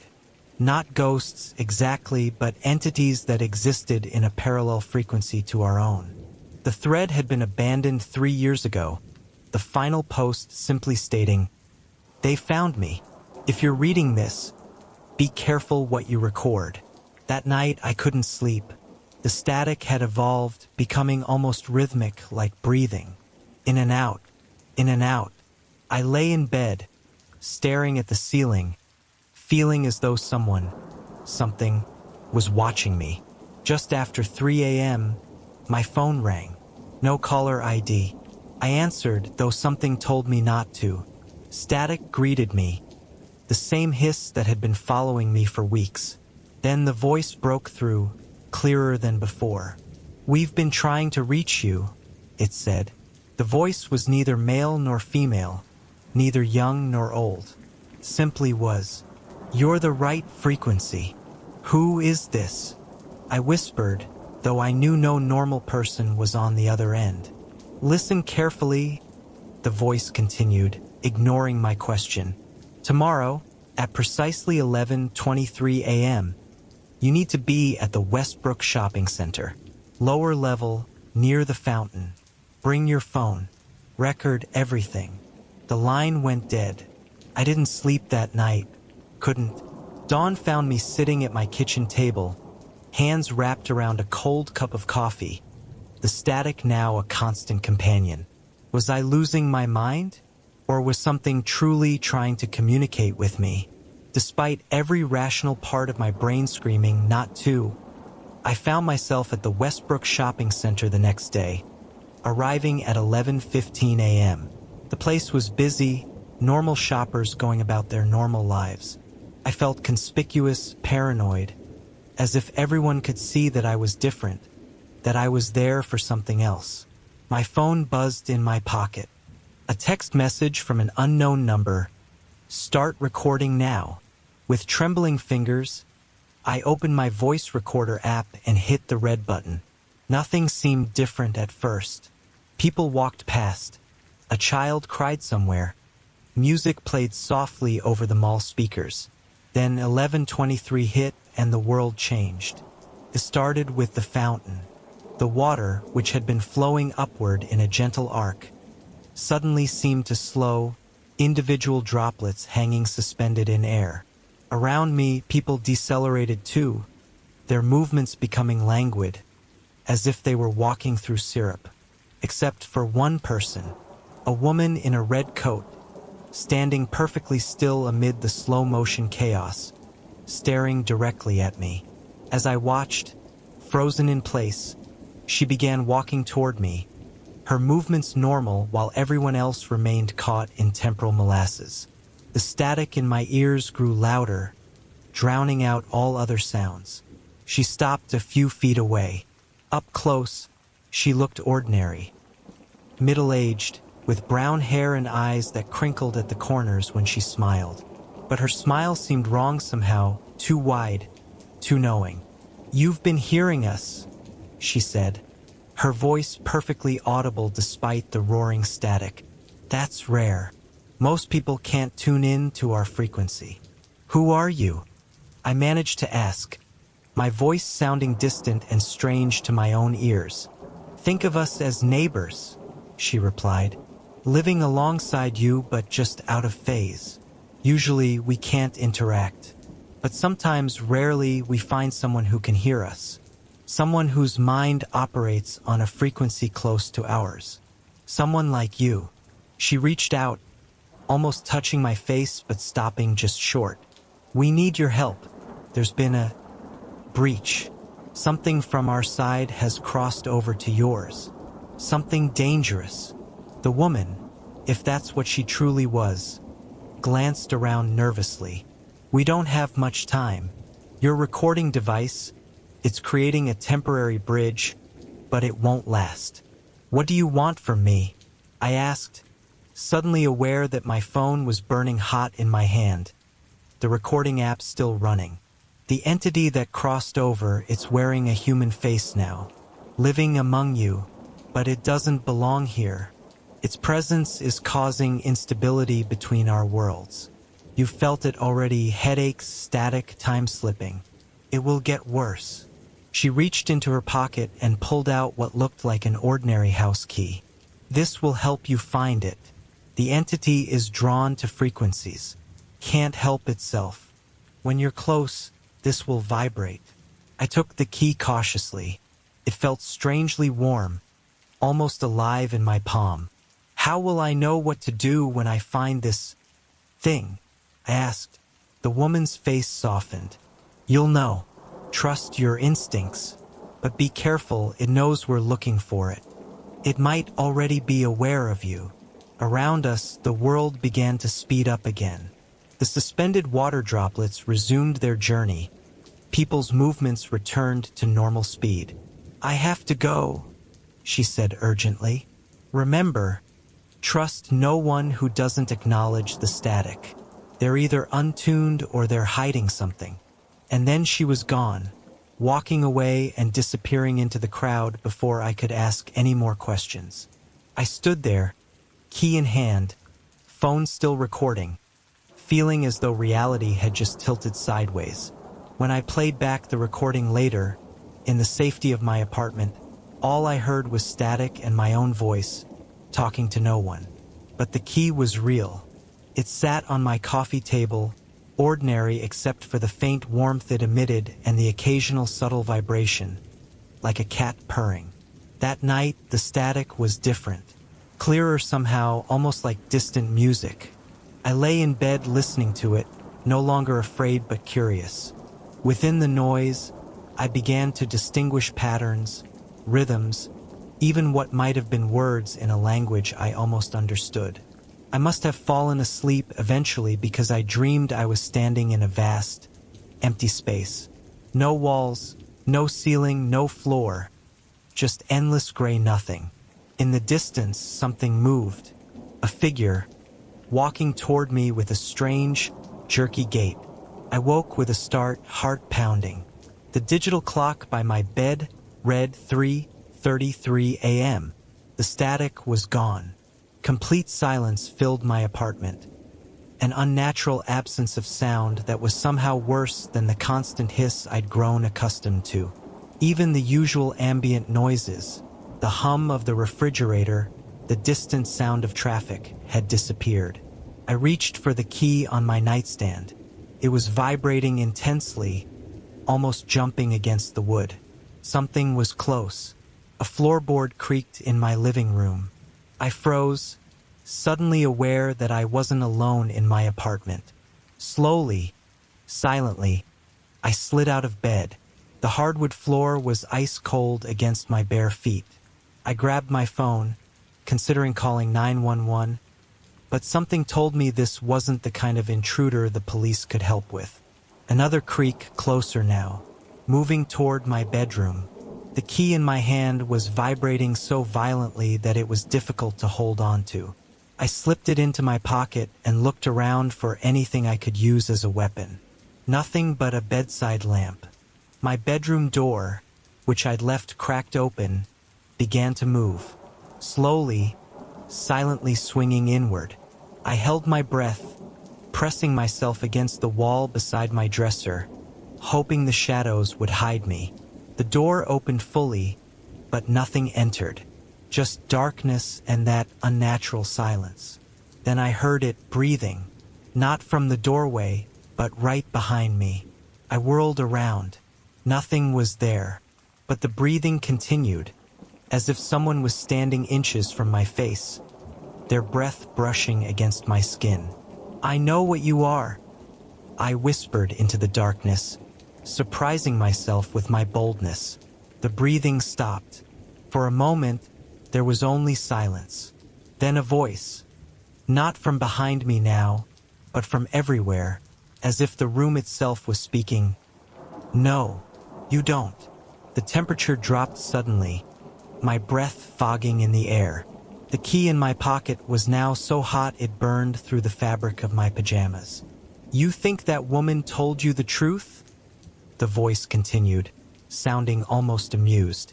About me being the intruder? About her kind being your neighbors? Something brushed against my arm. Not a hand, but something that felt like static electricity given form.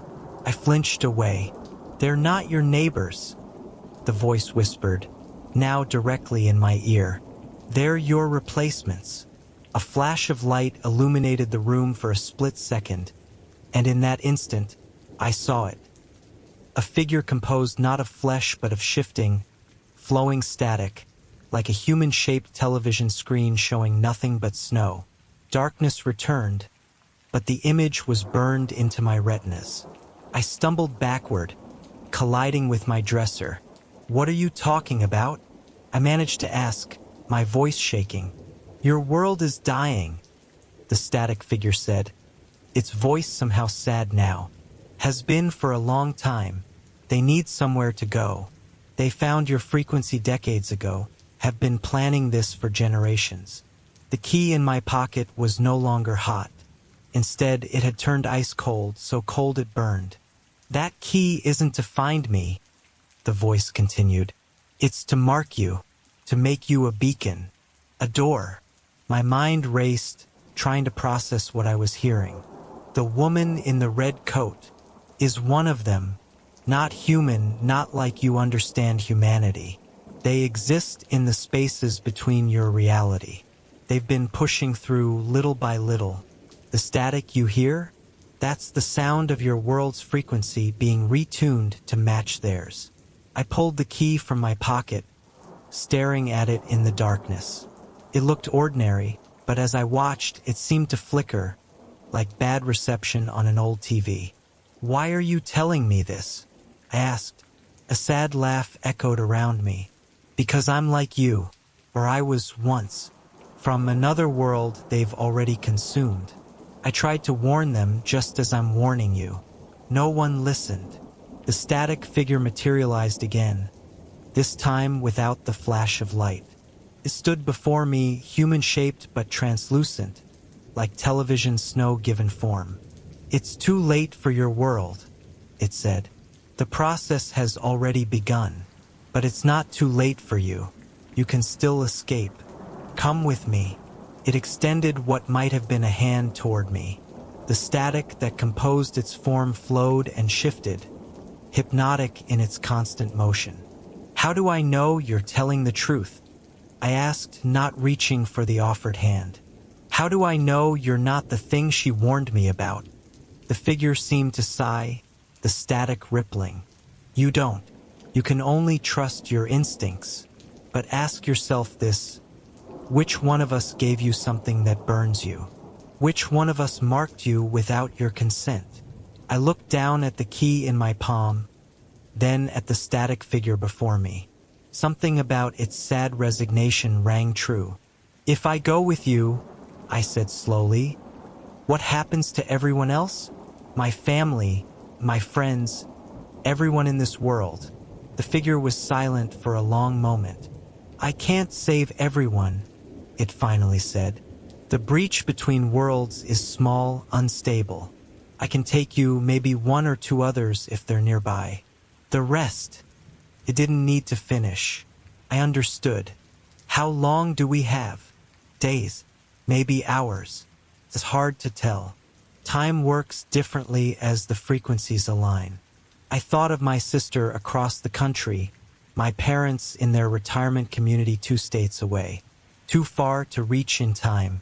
But there was Diane from work who lived in the apartment below mine, who had noticed when I was acting strangely. "I need to warn someone," I said. "Someone close. Then I'll go with you." The static figure nodded, or seemed to, its form rippling in what I interpreted as agreement. "Be quick," it said, "and be careful. They'll be watching now. They know I'm here." It gestured to the key in my hand. "That's a beacon. Destroy it if you can." With that, the figure dissolved, the static that formed it dispersing like mist. The silence lifted, normal sounds returning to my apartment. The hum of the refrigerator, the ticking of a clock, distant traffic. I stood in my bedroom, key in hand, mind reeling. Was I supposed to believe that Earth was being invaded by interdimensional beings? That they were somehow retuning our reality to match theirs? It sounded insane. But the static I'd been hearing, the woman at the mall, the key that burned cold in my palm, those were real. I placed the key on my dresser and brought a heavy paperweight down on it with all my strength. Instead of breaking, the key made a sound. Not the clang of metal, but a high-pitched whine, like feedback from a microphone. The static returned, louder than ever, filling my head until I thought my skull would crack. Then silence again. The key lay undamaged. My phone buzzed with a text message. Unknown number. We know what you're doing. Stop. Another buzz. The entity is dangerous. It's manipulating you. A third. Bring the key to the fountain. Now, or we'll find someone else who will. Someone else. Diane. The only person who had noticed something was wrong with me. Without stopping to change out of my pajamas, I shoved my feet into shoes, grabbed the key, and hurried out of my apartment. The hallway was dark, most of my neighbors asleep at. I checked my phone. For 17 a.m. I took the stairs down one floor and knocked on Diane's door, softly at first, then more insistently. No answer. Diane? I called through the door. It's me, from upstairs. I need to talk to you. It's an emergency. Silence. Then, from behind me, she's not there. I spun around. The woman in the red coat stood in the hallway, her expression somber. Where is she? I demanded. Safe. For now. The woman took a step toward me. You've been speaking with it, haven't you? The entity. I backed up against Diane's door. What have you done with her? The woman sighed. Your friend noticed the changes, just like you did. She heard the static. We've taken her somewhere secure, somewhere the entity can't reach her. The entity says you're lying, I said, my hand closing around the key in my pocket. It was warm again, not burning but comfortable, like a stone that had been sitting in the sun. It says you're not trying to save us. You're trying to replace us. The woman's expression didn't change, but something flickered in her eyes. Of course it would say that. It's trying to turn you against us, against your only hope for survival. She took another step closer. The key. Give it to me now and we can save your friend. We can save you. I hesitated, looking into her eyes.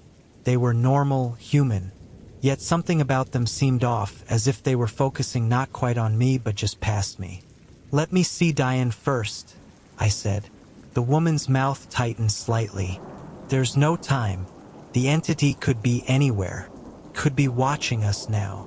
It is, came a voice from behind the woman. The same voice I'd heard in my apartment. Neither male nor female, neither young nor old. The static figure materialized in the hallway, its form more solid than before, almost human except for the constant shifting of its surface. The woman in the red coat turned, her face contorting with what might have been fear or rage. Stay back, she hissed. This isn't your world. Nor is it yours, the static figure replied calmly. The woman reached into her coat pocket and pulled out what looked like an ordinary smartphone. But when she pointed it at the static figure, it emitted not light but a high-pitched sound that made my teeth ache and my vision blur. The static figure flickered like a bad TV signal but didn't disappear. Instead, it moved forward, passing through the woman as if she were smoke. She screamed. Not a human scream but something else. A sound like metal tearing, like frequencies colliding. Her form seemed to lose cohesion for a moment, her edges blurring, her features melting like wax.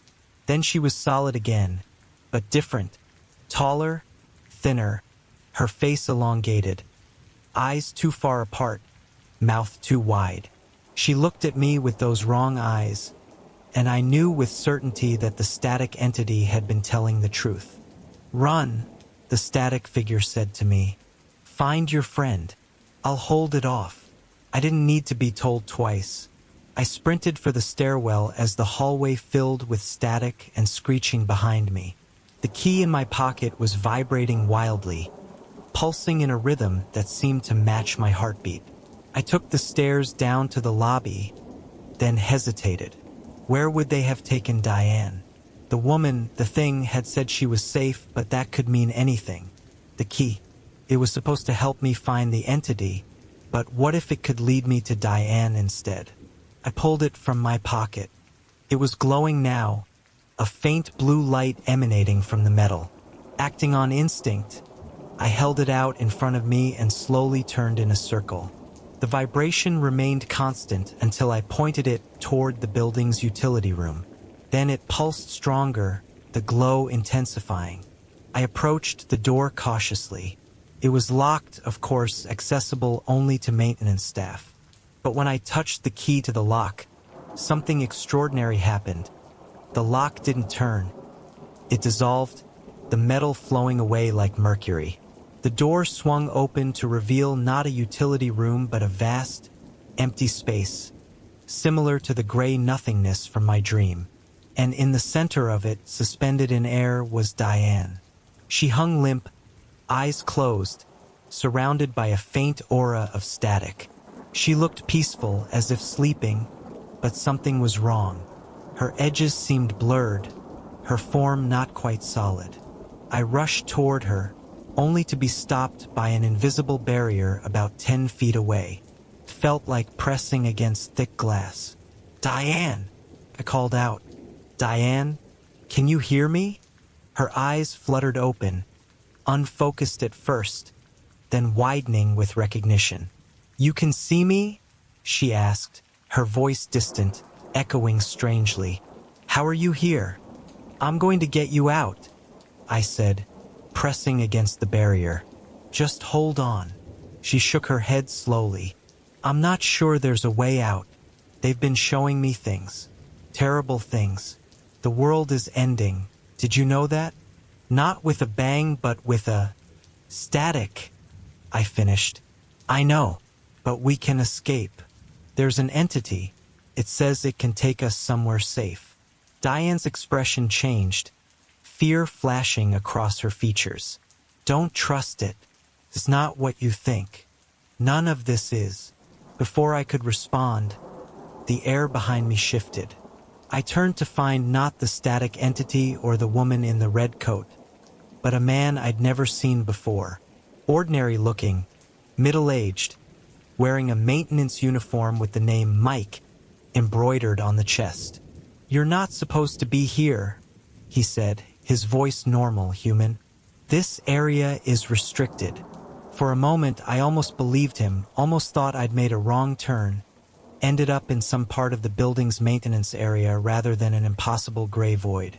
Then I noticed the static, just barely visible, crawling beneath his skin like insects under thin fabric.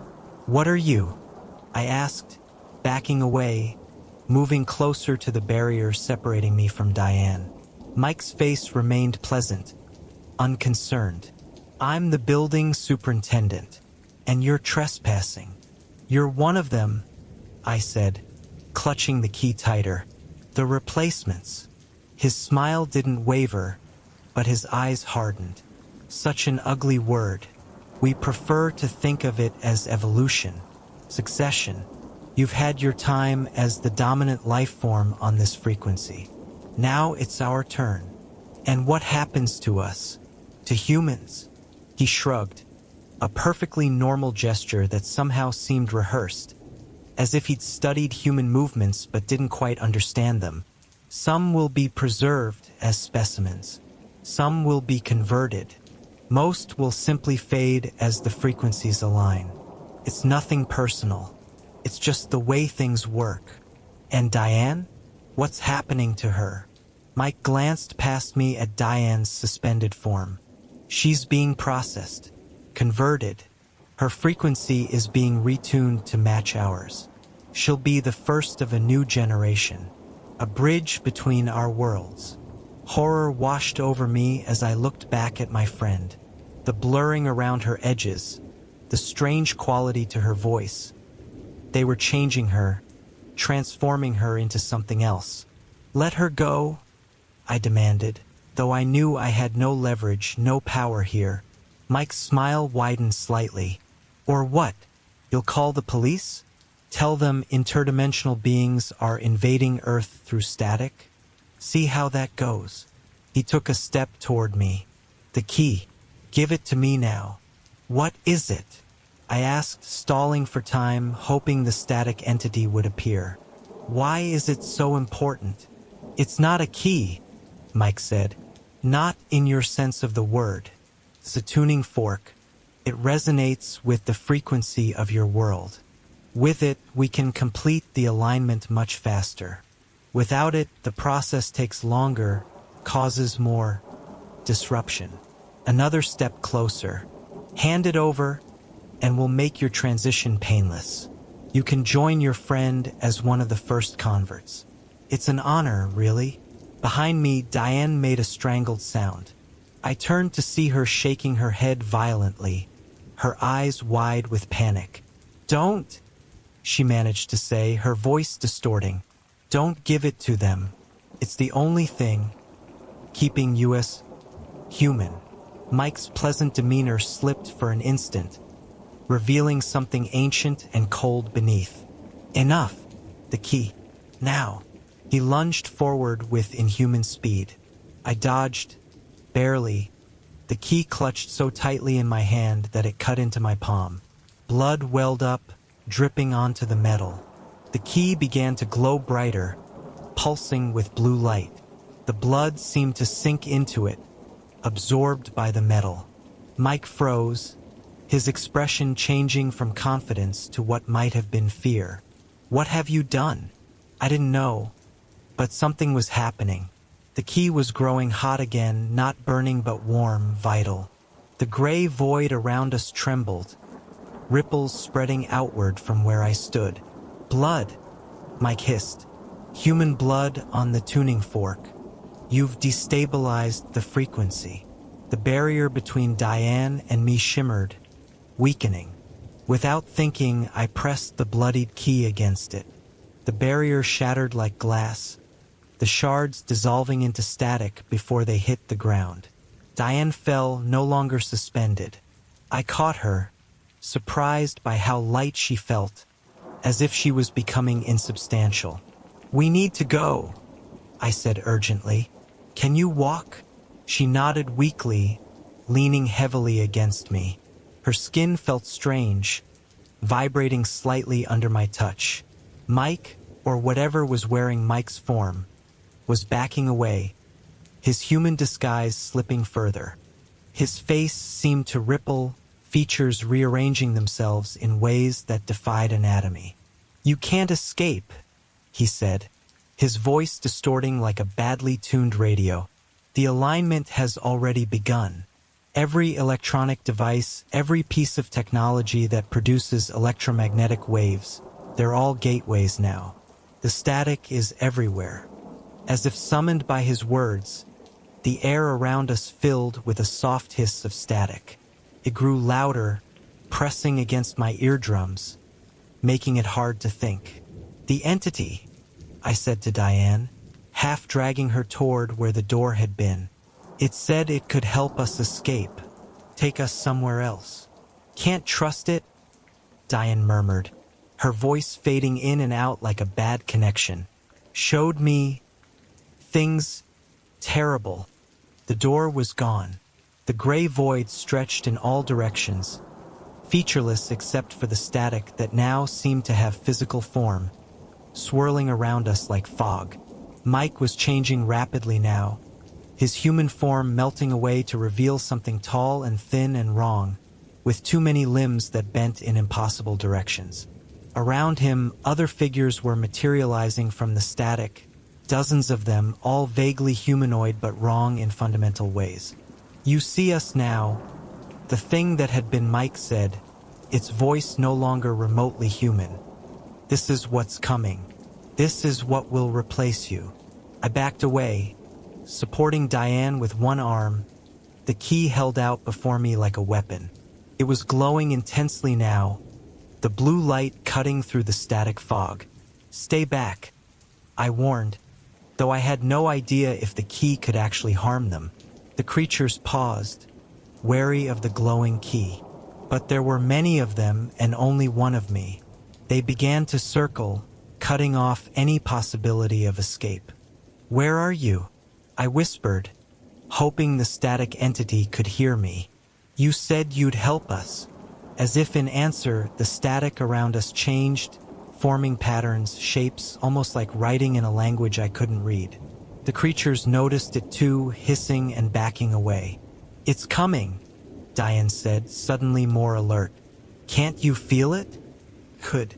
The air was charged with electricity, making the hair on my arms stand on end. The static fog swirled faster, forming a vortex around us. The creatures lunged forward, trying to reach us before whatever was happening completed. The thing that had been Mike grabbed for the key, its elongated fingers inches from my hand. Then reality split open. There's no other way to describe it. The gray void tore like paper, revealing something else behind it. Not another dimension or world, but absolute nothingness, a perfect absence that hurt to look at. From this tier emerged the static entity, now fully formed, almost human except for the constant shifting of its surface and the strange blue light that emanated from its eyes. "Take my hand," it said, extending its arm toward us. "Quickly, the tear won't last long." I looked at Diane, who nodded weakly. Together, we reached for the entity's hand. The creatures around us shrieked in frequencies that made my teeth vibrate and my vision blur. They surged forward as one, a wave of wrong anatomy and distorted physics. Our fingers touched the entity's hand. Not solid flesh, but something like concentrated energy, vibrating at a frequency that resonated with something deep within me. The world disappeared. For an instant, there was nothing, no sight, no sound, no sensation. Not darkness, but the complete absence of being. Then reality reasserted itself, but different. We stood in what looked like my apartment, but subtly wrong. The colors slightly shifted, objects in places I didn't remember putting them. "Where are we?" I asked, still supporting Diane, who seemed more solid now, her edges no longer blurring. "A parallel frequency," the static entity said, its form stabilizing into something more human, though still composed of shifting patterns. "A version of your world that they haven't discovered yet. You'll be safe here, for a time." "And our world?" Diane asked, her voice stronger. "The people we left behind?"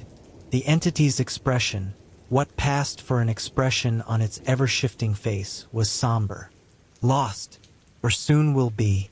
The alignment is almost complete. There must be something we can do," I insisted, unwilling to accept that everyone and everything I'd ever known was simply gone. The entity gestured to the key, still clutched in my hand. "The blood key has been activated. Can't stop the alignment, but it can slow it down. Give others time to find their way here. Others like us, who can hear the static. Yes, they're rare, but they exist. Individuals whose minds naturally operate at a frequency that can detect the invasion. They'll be drawn to the key's signal." Diane moved away from me, standing on her own now. She looked around the not-quite-right apartment with a scientist's curiosity. "How long do we have before they find this frequency too?" "Years, perhaps.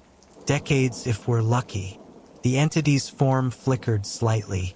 "But they'll never stop looking. They need new frequencies to survive, just as vampires need blood." "Then we'll keep moving," I said with determination I didn't entirely feel. "Stay one step ahead, and maybe find a way to fight back." The entity's face rippled in what might have been a smile. "Perhaps. For now, rest. You're safe here, at least for tonight. It moved toward the door that would have led to the hallway in my real apartment. Wait, I called after it.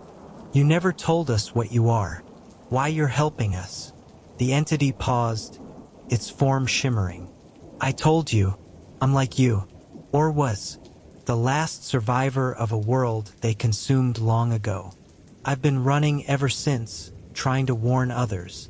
And the things they showed Diane, the terrible things, its blue eyes dimmed slightly. Memories, my memories, of what happens when the alignment completes. They must have accessed them when they were processing her. With that, it slipped through the door without opening it, leaving Diane and me alone in the apartment that wasn't quite mine. We stood in silence for a long moment, processing everything that had happened. Do you think anyone else made it out? Diane finally asked. I looked down at the key in my hand, still faintly glowing, pulsing like a heartbeat. I don't know, but if they can hear the static, maybe they'll find us. That night, as Diane slept on my couch, I sat by the window, looking out at a city that was almost but not quite the one I'd known my entire life. In the distance, faint static hissed from a radio I hadn't turned on. I held the key up, watching as it pulsed with blue light, sending its signal out into this new world. A beacon for others like us, a warning of what was coming. Somewhere out there, people were hearing static for the first time, feeling that first tingle of unease as their radios picked up signals they weren't meant to receive. Their world was already ending. They just didn't know it yet, but they would, soon. And when they did, when they felt reality slipping away beneath their feet, when the static grew too loud to ignore, I would be listening. The key would be waiting, and maybe, just maybe, we could save them before the frequencies aligned. Because that's the thing about static, it's never just noise. It's always a transmission from somewhere else. A message trying to break through. Are you listening now? Can you hear it? That faint hiss in the background of your life? That's us. We're trying to warn you. The static is coming. And when it does, follow it. Find the frequency. We'll be waiting. The curator's invitation. The email arrived on a Tuesday. I didn't think much of it at first. Just another notification among dozens clogging my inbox. But something about the subject line caught my attention. Your collection has been selected. What collection? I didn't collect anything. Curiosity got the better of me and I opened it. Astérisque dire valued patron astérisque. Asterisk, we are pleased to inform you that your collection has been selected for our exclusive exhibition. Your contribution to the preservation of memory is invaluable. Please arrive at the Archivium on Thursday at 7:13 p.m. precisely for a private viewing. No guests. Formal attire required. Asterisk, the invitation is non-transferable. Sincerely, the curator. I almost deleted it. Almost. Just another mistake or elaborate phishing scam, I reasoned. But two things stopped me. First, the lack of any clickable links or requests for personal information, and second, the address listed at the bottom. The Archivium was located on Marlowe Street, just 3 blocks from my apartment in a building I passed nearly every day. I'd never noticed any museum or gallery there. The following day, curiosity drove me to walk past the address. Between an upscale coffee shop and a bookstore stood a narrow building with a simple brass plaque, "The Archivium by appointment only." The windows were tinted dark, revealing nothing of what lay inside. No business hours listed, no website, just the plaque. I hesitated outside, wondering if I should knock. Instead, I took a photo of the building with my phone and continued on my way. That night, when I checked the photo, the image showed only the coffee shop and bookstore. The narrow building between them was simply gone. I scrolled through my other photos, thinking I'd somehow deleted it accidentally. But no, There it was, with the space between the businesses appearing as nothing more than a slim alleyway. I told myself it was just a camera glitch, but a cold feeling had settled in my stomach. The next morning, I walked the same route again. The building was there, exactly as I remembered it. I took another photo. This time, the building appeared in the image. I couldn't explain why, but I decided to accept the invitation. What harm could come from visiting a small gallery? If it seemed sketchy, I would leave immediately. Besides, my life had fallen into such a predictable pattern lately: work, home, sleep, repeat. This mysterious invitation provided a welcome disruption. Thursday evening arrived faster than expected. I dressed in my only decent suit, which felt slightly too tight around the collar, and made my way to Marlowe Street as the sun began to set. The evening air carried an unusual chill for early autumn, and the streets were curiously empty. No pedestrians, no cars, just the occasional flickering streetlight and the sound of my own footsteps. I reached the Archivium at exactly 7:10 p.m. The building looked different at night. Taller somehow, the facade more ornate than I remembered. The brass plaque gleamed despite the lack of direct light. Taking a deep breath, I approached the door and knocked. No answer. I checked my watch. 7:12 p.m. The invitation had specified 7:13, so I waited. The seconds ticked by with excruciating slowness. At precisely 7:13, the door swung open on its own with a soft hydraulic hiss. "Hello!" I called into the darkness. No response. A strip of floor lights illuminated a path forward, leading me into what appeared to be a reception area. The door closed behind me with the same hydraulic sound, and additional lights activated, revealing a space that defied the building's narrow exterior. The ceiling soared at least 30 feet high, with Art Deco chandeliers hanging at various heights. The walls were lined with empty display cases, their glass fronts reflecting the dim lighting. At the center of the room stood a desk of polished black marble, and behind it sat a figure so still I initially mistook them for a statue. As I approached, she raised her head. Her features were sharp, her skin impossibly smooth, and her eyes so dark they appeared to have no pupils. Her hair was pulled back so tightly it seemed to stretch her skin. "Name," she said. Not a question, but a command. I told her my name. She consulted a ledger in front of her, running one long, thin finger down the page. Her fingernail appeared metallic, catching the light as it moved. "You're precisely on time," she said, closing the ledger. "The curator appreciates punctuality. Follow the illuminated path to the main gallery. Touch nothing unless instructed otherwise." Before I could ask any questions, she returned to her statue-like stillness, eyes fixed on some invisible point beyond me. The floor lights shifted, creating a new path leading deeper into the building. I followed them down a corridor that seemed to stretch farther than the building's exterior should allow.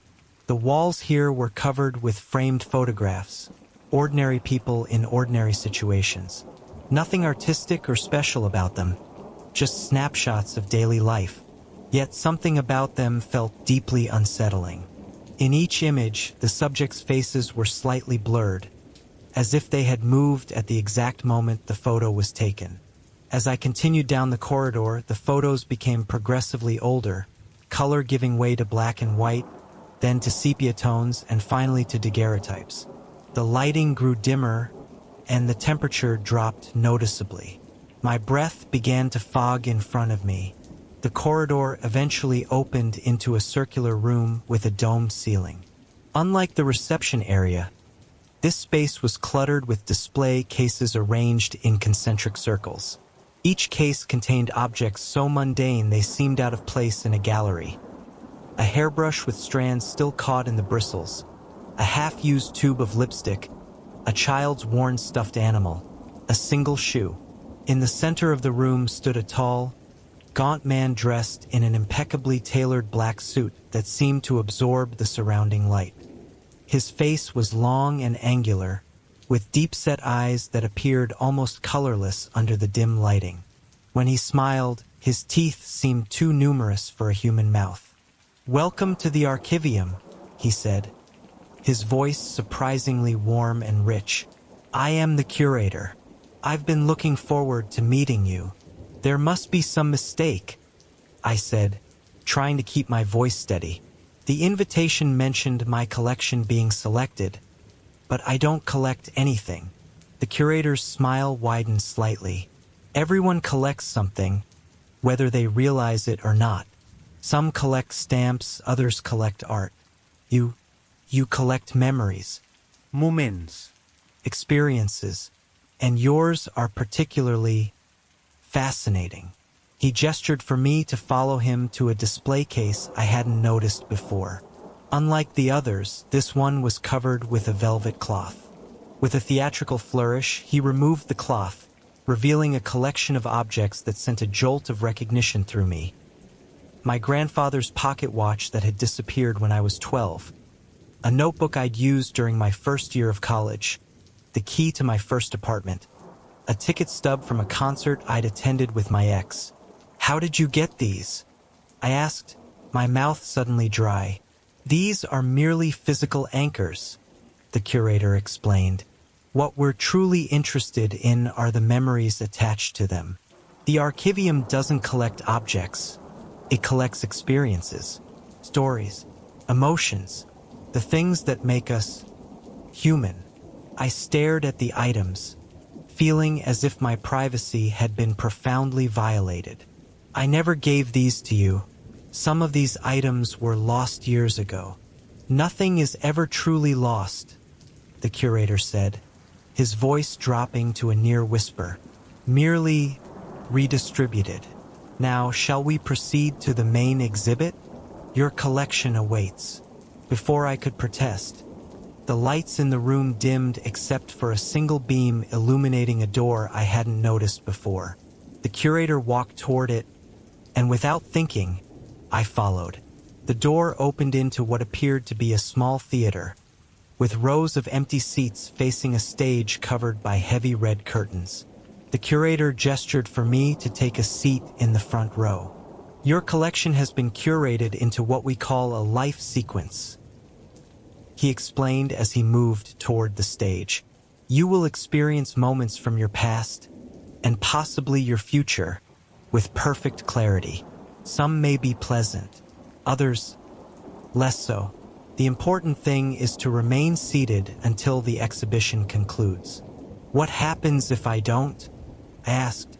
The curator's expression didn't change, but the temperature in the room seemed to drop by several degrees. "Let's just say it would be disruptive to the collection process." He disappeared behind the curtain, and I was left alone in the darkened theater. For a moment I considered leaving, but something held me in place. Curiosity, perhaps, or something more primal. The fear of what might happen if I disobeyed. The curtains parted silently, revealing not a stage but what appeared to be a window into my childhood bedroom. The scene was so detailed, so perfect in every way, that I felt a lump form in my throat. Then it began to move, not like a film, but like reality unfolding before me. I watched as my younger self, perhaps 7 years old, played with toys on the floor. The memory was familiar, yet I couldn't place it precisely.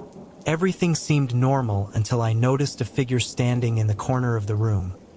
A tall, thin shadow that my younger self didn't appear to see. As I watched, the figure slowly turned its head toward me. Not toward my younger self, but toward me, sitting in the theater. It knew I was watching. The scene shifted, and I was now viewing a memory from my teenage years. An awkward first date at a local diner. Again, every detail was perfect. The cracked vinyl of the booth, the pattern on the waitress's uniform, even the song playing faintly in the background. But once again, something was wrong. Everyone in the diner except my younger self and my date had completely black eyes, and all of them were staring directly at me as the scene played out. Interesting modifications, aren't they? The curator's voice came from beside me, making me jump. He had somehow appeared in the seat next to mine without a sound. Memory is such a malleable thing, so easy to enhance. These aren't my real memories, I said, my voice shaking. You're changing them. Am I? The curator tilted his head. Or are you simply seeing what was always there, just beyond your perception? The human mind filters out so much. We merely remove the filter.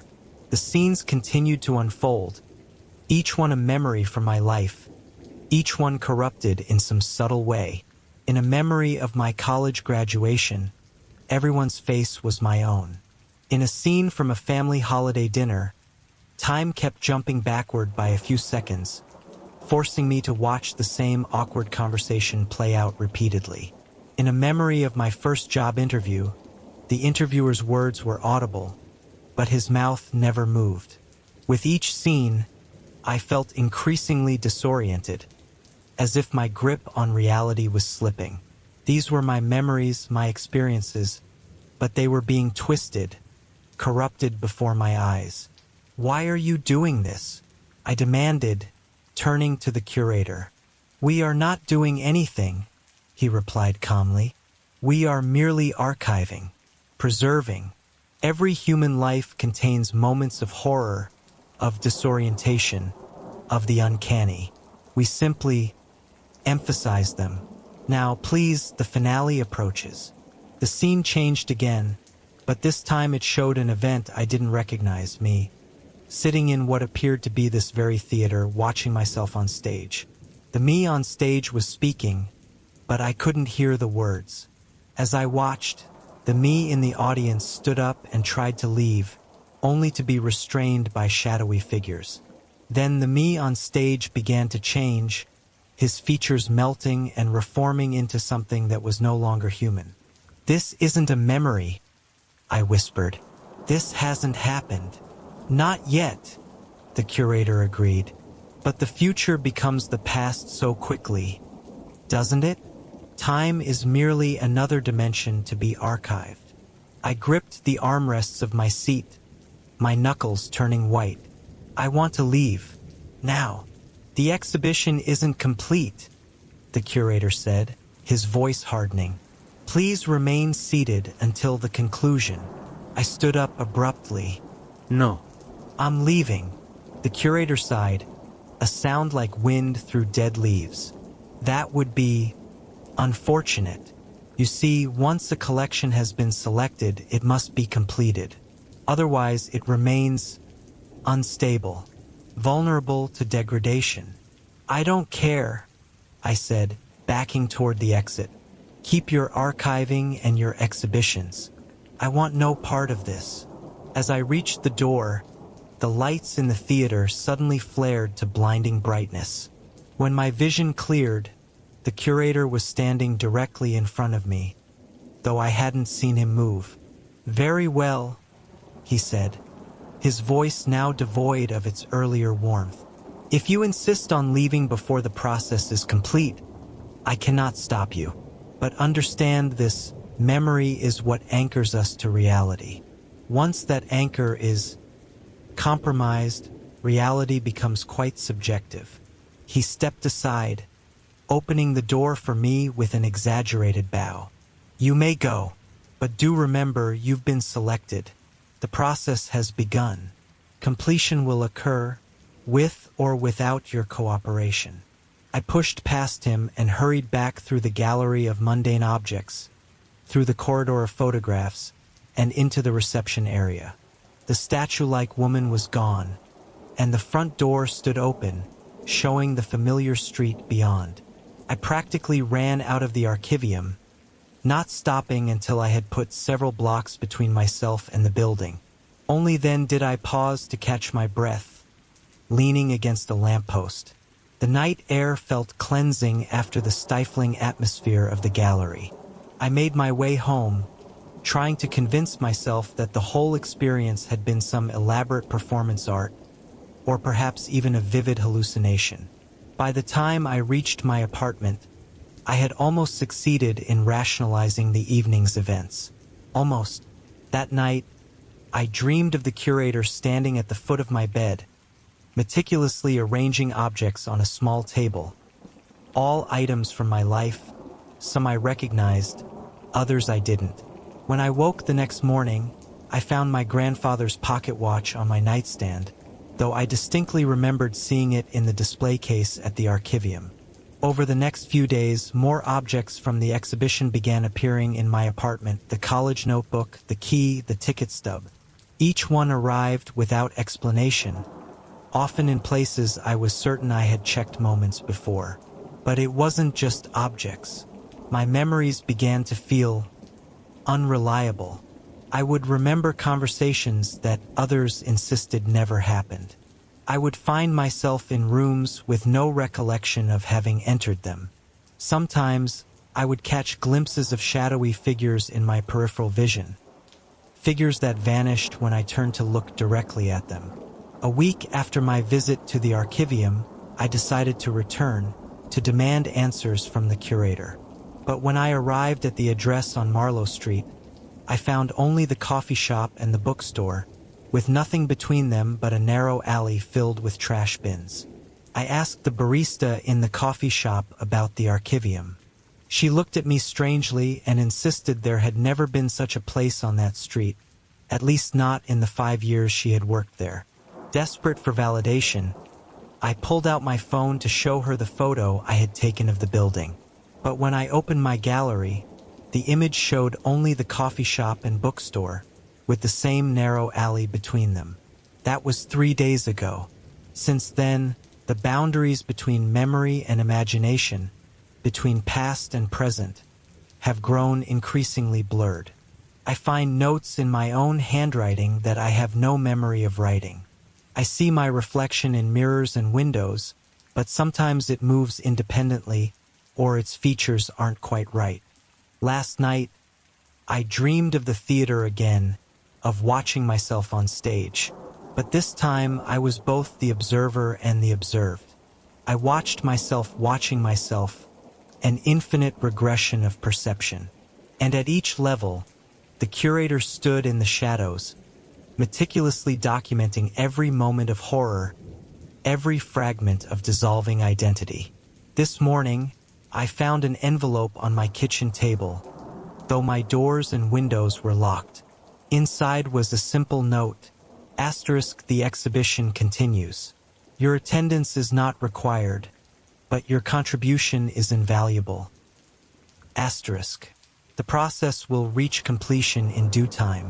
Sincerely, the curator. Below the message was a postscript that made my blood run cold. *P. We've taken the liberty of extending the exhibition to include those who view your narrative. Their memories are now part of our collection as well. The process has already begun. I'm writing this now as a warning, though I fear it's already too late. By reading these words, by picturing these scenes in your mind, you've allowed the Archivium access to your own memories, your own experiences. Even now, the curator may be standing just beyond your peripheral vision, documenting your reactions, your emotions, your growing sense of unease. Don't try to look for him.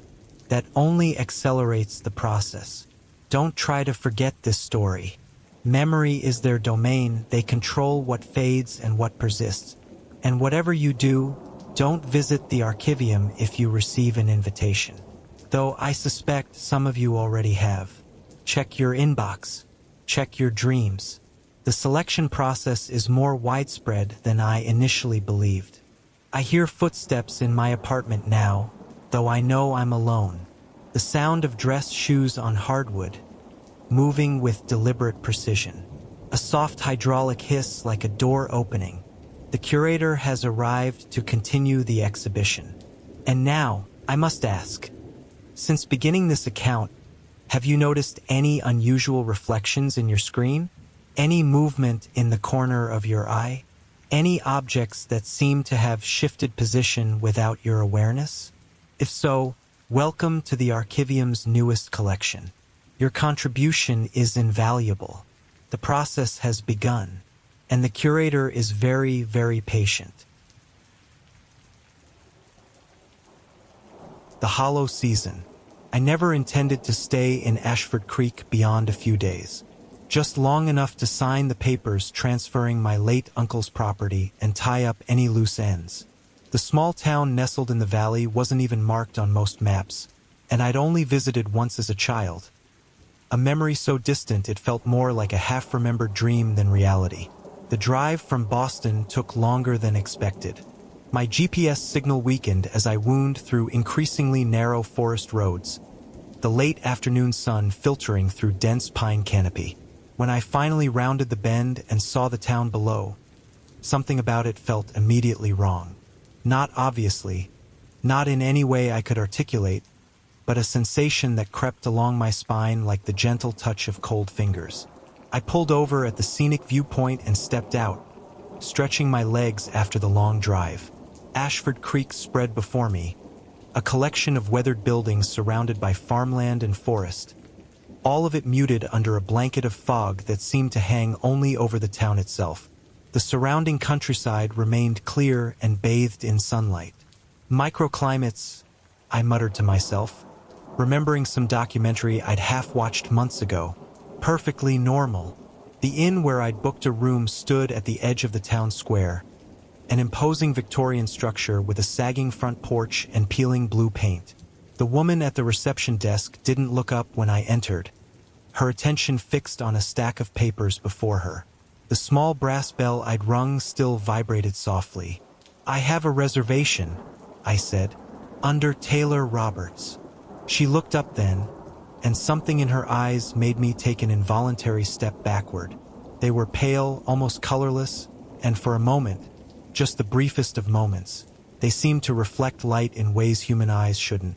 "Mr. Roberts," she said, her voice surprisingly warm, "we've been expecting you. Your uncle's passing has been felt by the entire community."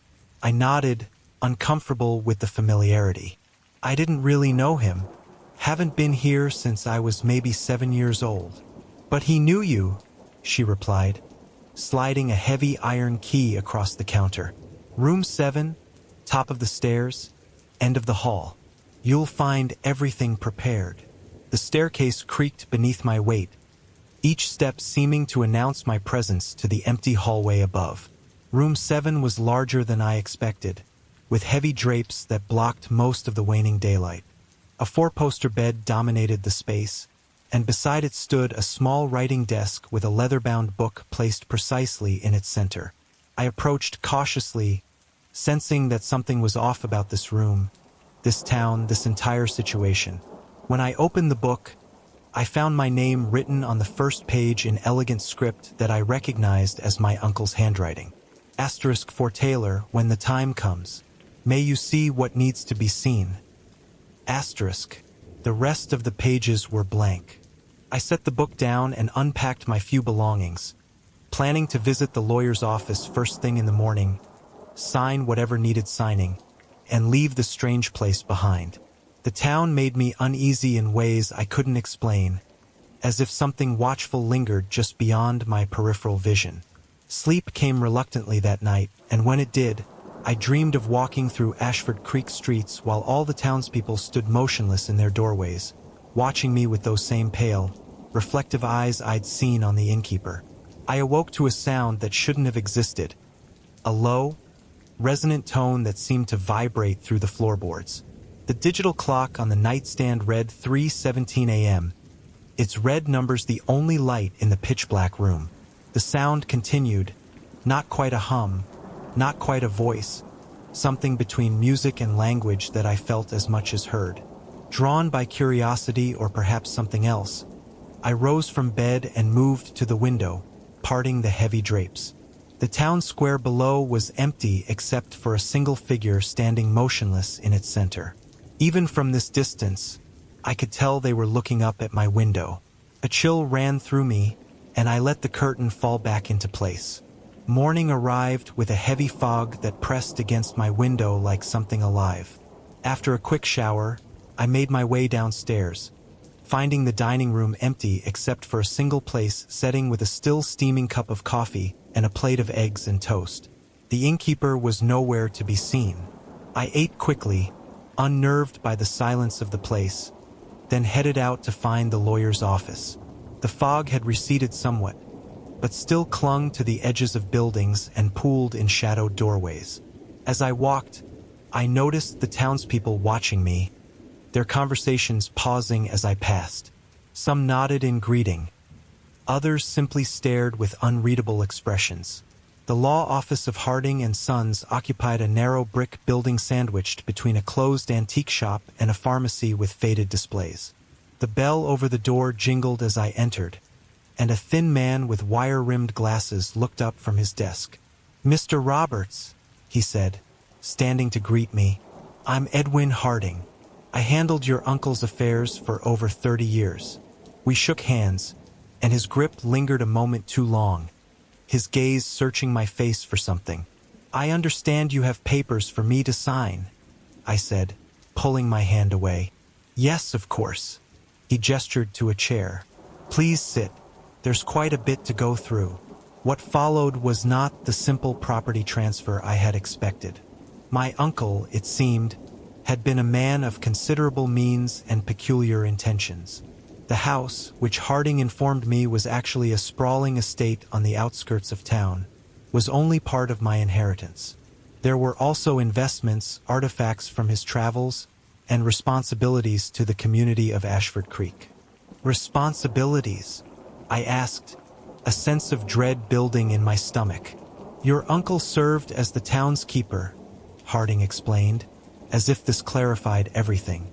When he saw my confusion, he continued, "The keeper maintains certain traditions, observances. Every town has its customs, Mr. Roberts.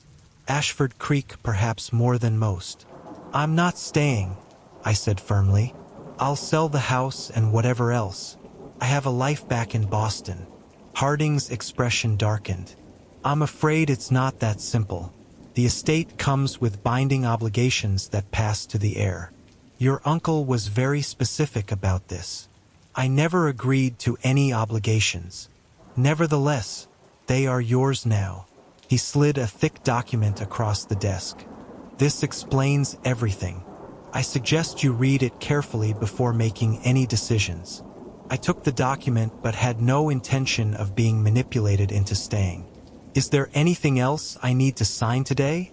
"Just this acknowledgement of receipt." He passed me another paper which I quickly signed. "Now, about the house. I'd like to see it, assess what needs to be done before I put it on the market." Harding's lips thinned. "Of course, I can take you there this afternoon. It's not in a condition for casual visitors at the moment." I left the office with more questions than answers and decided to explore the town while waiting for our appointment. Ashford Creek seemed trapped in time, with no chain stores or modern conveniences visible anywhere. The people continued to watch me, some now nodding in recognition or offering quiet greetings of morning, keeper as I passed. The familiarity was unsettling. I'd been away for decades, and yet these strangers treated me like a returning fixture of their community. At the local diner, a weathered establishment called The Hollow, the server brought me your usual without taking an order. A black coffee and a slice of pie I'd never seen before, dark and filled with berries that left stains like wine on the plate. "I didn't order this," I said. The server, an older woman with hair pulled back so tightly it seemed to stretch her features, smiled knowingly. "Your uncle came every Wednesday for this exact meal. Figured the apple doesn't fall far from the tree." I wanted to protest that I wasn't like my uncle, that I barely knew the man, but instead found myself taking a bite of the strange pie. The flavor exploded on my tongue, sweet, tart, and followed by a bitter aftertaste that lingered unpleasantly. Yet I found myself taking another bite and another, unable to stop until the plate was clean. "What kind of berries are these?" I asked, my voice sounding distant to my own ears. "Nightshade," she replied casually. "Only grows in the hollow beyond your uncle's property." They're poisonous unless prepared properly. I nearly choked. You served me poisonous berries? Oh, don't worry, she laughed, the sound like dry leaves rustling. We've been making this pie for generations. The poison's part of the charm. Opens the mind, they say. A wave of dizziness washed over me. The diner seemed to stretch and contract. The other patrons now all turned in their seats to watch me with those same pale eyes I'd noticed on the innkeeper. I need some air, I muttered, throwing cash on the table and stumbling outside. The fresh air helped, but the strange sensation lingered. A feeling of disconnection, as if the world had shifted slightly out of alignment. The fog had returned, heavier now, obscuring buildings just a few dozen yards away. I checked my phone, hoping to call a friend back in Boston, to hear a familiar voice that might anchor me to reality, but found no signal. Harding was waiting outside his office when I returned, keys in hand and a troubled expression on his face. "Are you feeling all right, Mr. Roberts?" he asked. "You look a bit affected." "I'm fine, Elite." "Let's get this over with." We drove in his aging Mercedes, leaving the town behind and following a winding road into the surrounding forest. The trees grew denser, older, their branches forming a canopy that blocked most of the afternoon light. After about 15 minutes, we turned onto a nearly hidden driveway marked only by 2 weathered stone pillars. The house revealed itself gradually, first the roofline visible through the trees, then the upper story, and finally the entire structure as we rounded the final curve. House was an understatement. What stood before us was a mansion of gray stone, 3 stories high with numerous gables and chimneys, surrounded by carefully maintained gardens despite my uncle's recent death. "Who's been taking care of the place?" I asked as we parked. "The groundskeeper, Mr. Thorne. He lives in the cottage behind the main house. Been with your uncle for decades."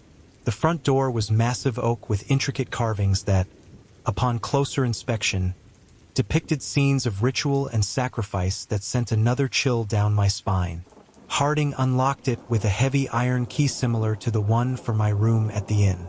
The foyer opened into a grand hall with a sweeping staircase and doors leading to various rooms. The air inside was cold and carried a scent I couldn't immediately identify, something herbal and earthy with undertones of decay. "Your uncle's study is this way," Harding said, leading me to a door beneath the staircase. He spent most of his time here in his final years.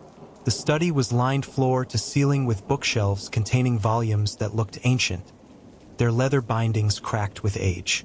A massive desk dominated the center of the room, its surface covered with papers, strange artifacts, and a large book similar to the one I'd found in my room at the inn. "I'll leave you to explore," Harding said. "There's much to learn, and the hollow season approaches. We don't have much time." Before I could question what he meant, he was gone, the sound of the front door closing echoing through the empty house. Alone in my uncle's study, I approached the desk cautiously. The book lay open to a page filled with the same elegant handwriting I'd seen before. Asterisk, "The cycle continues unbroken. The town sleeps while the hollow hungers. Without the keeper, the door stands ajar. What waits beyond will not wait forever." Asterisk. I turned the page to find detailed instructions for a ritual, accompanied by drawings of strange symbols and anatomical diagrams that made my stomach turn. The next pages contained town records dating back centuries, each entry noting the same pattern of disappearances every 50 years, what they called the hollow season. According to these records, my uncle had been responsible for a ritual that somehow protected the town during this cycle. And now, with his death, that responsibility had fallen to me. A noise from elsewhere in the house startled me.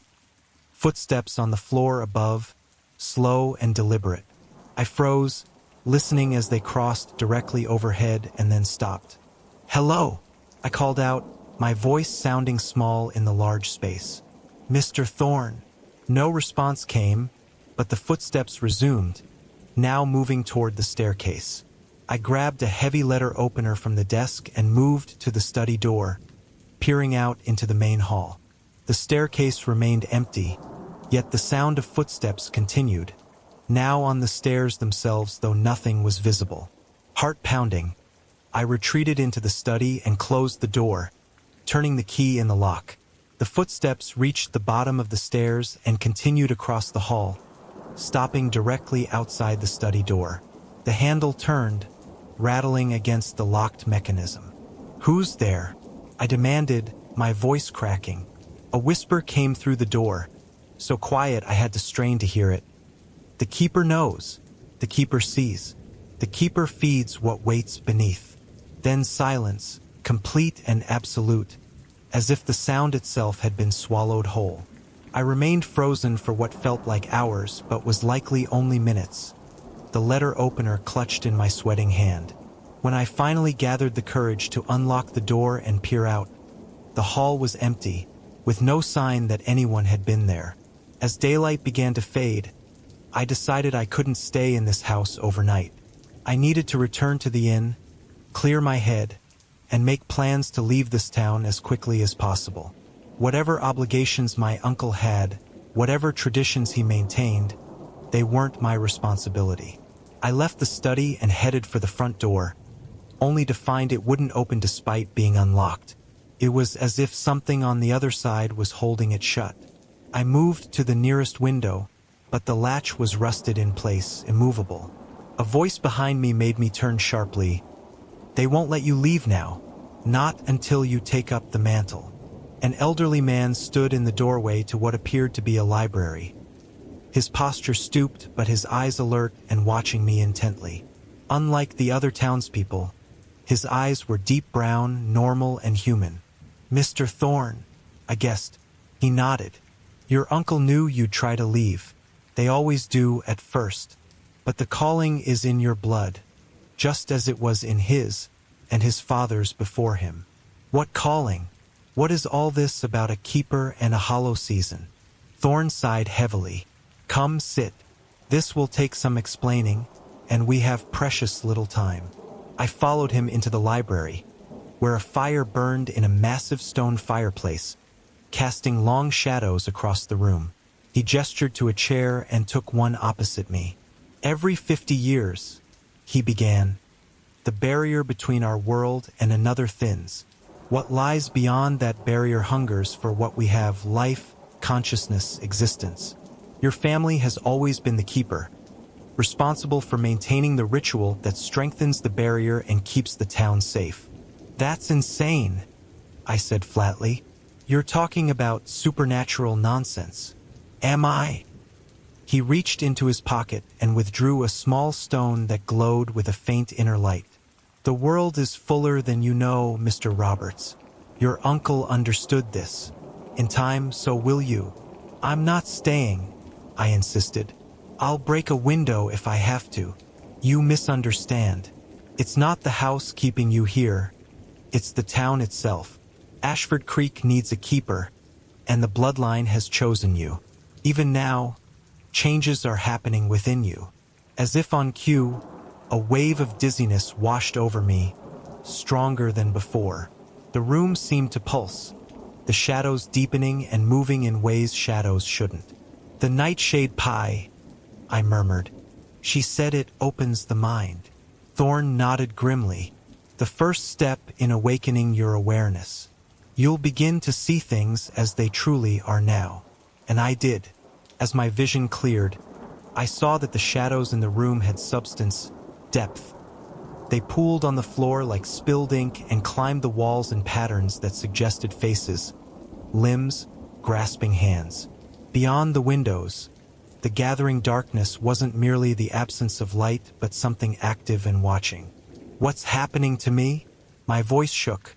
"You're becoming what you were always meant to be," Thorne said. "The hollow season begins tomorrow at midnight. You must be prepared to perform the ritual by then, or the consequences will be severe." "What consequences?" "The last time a keeper failed in their duty was in 1873.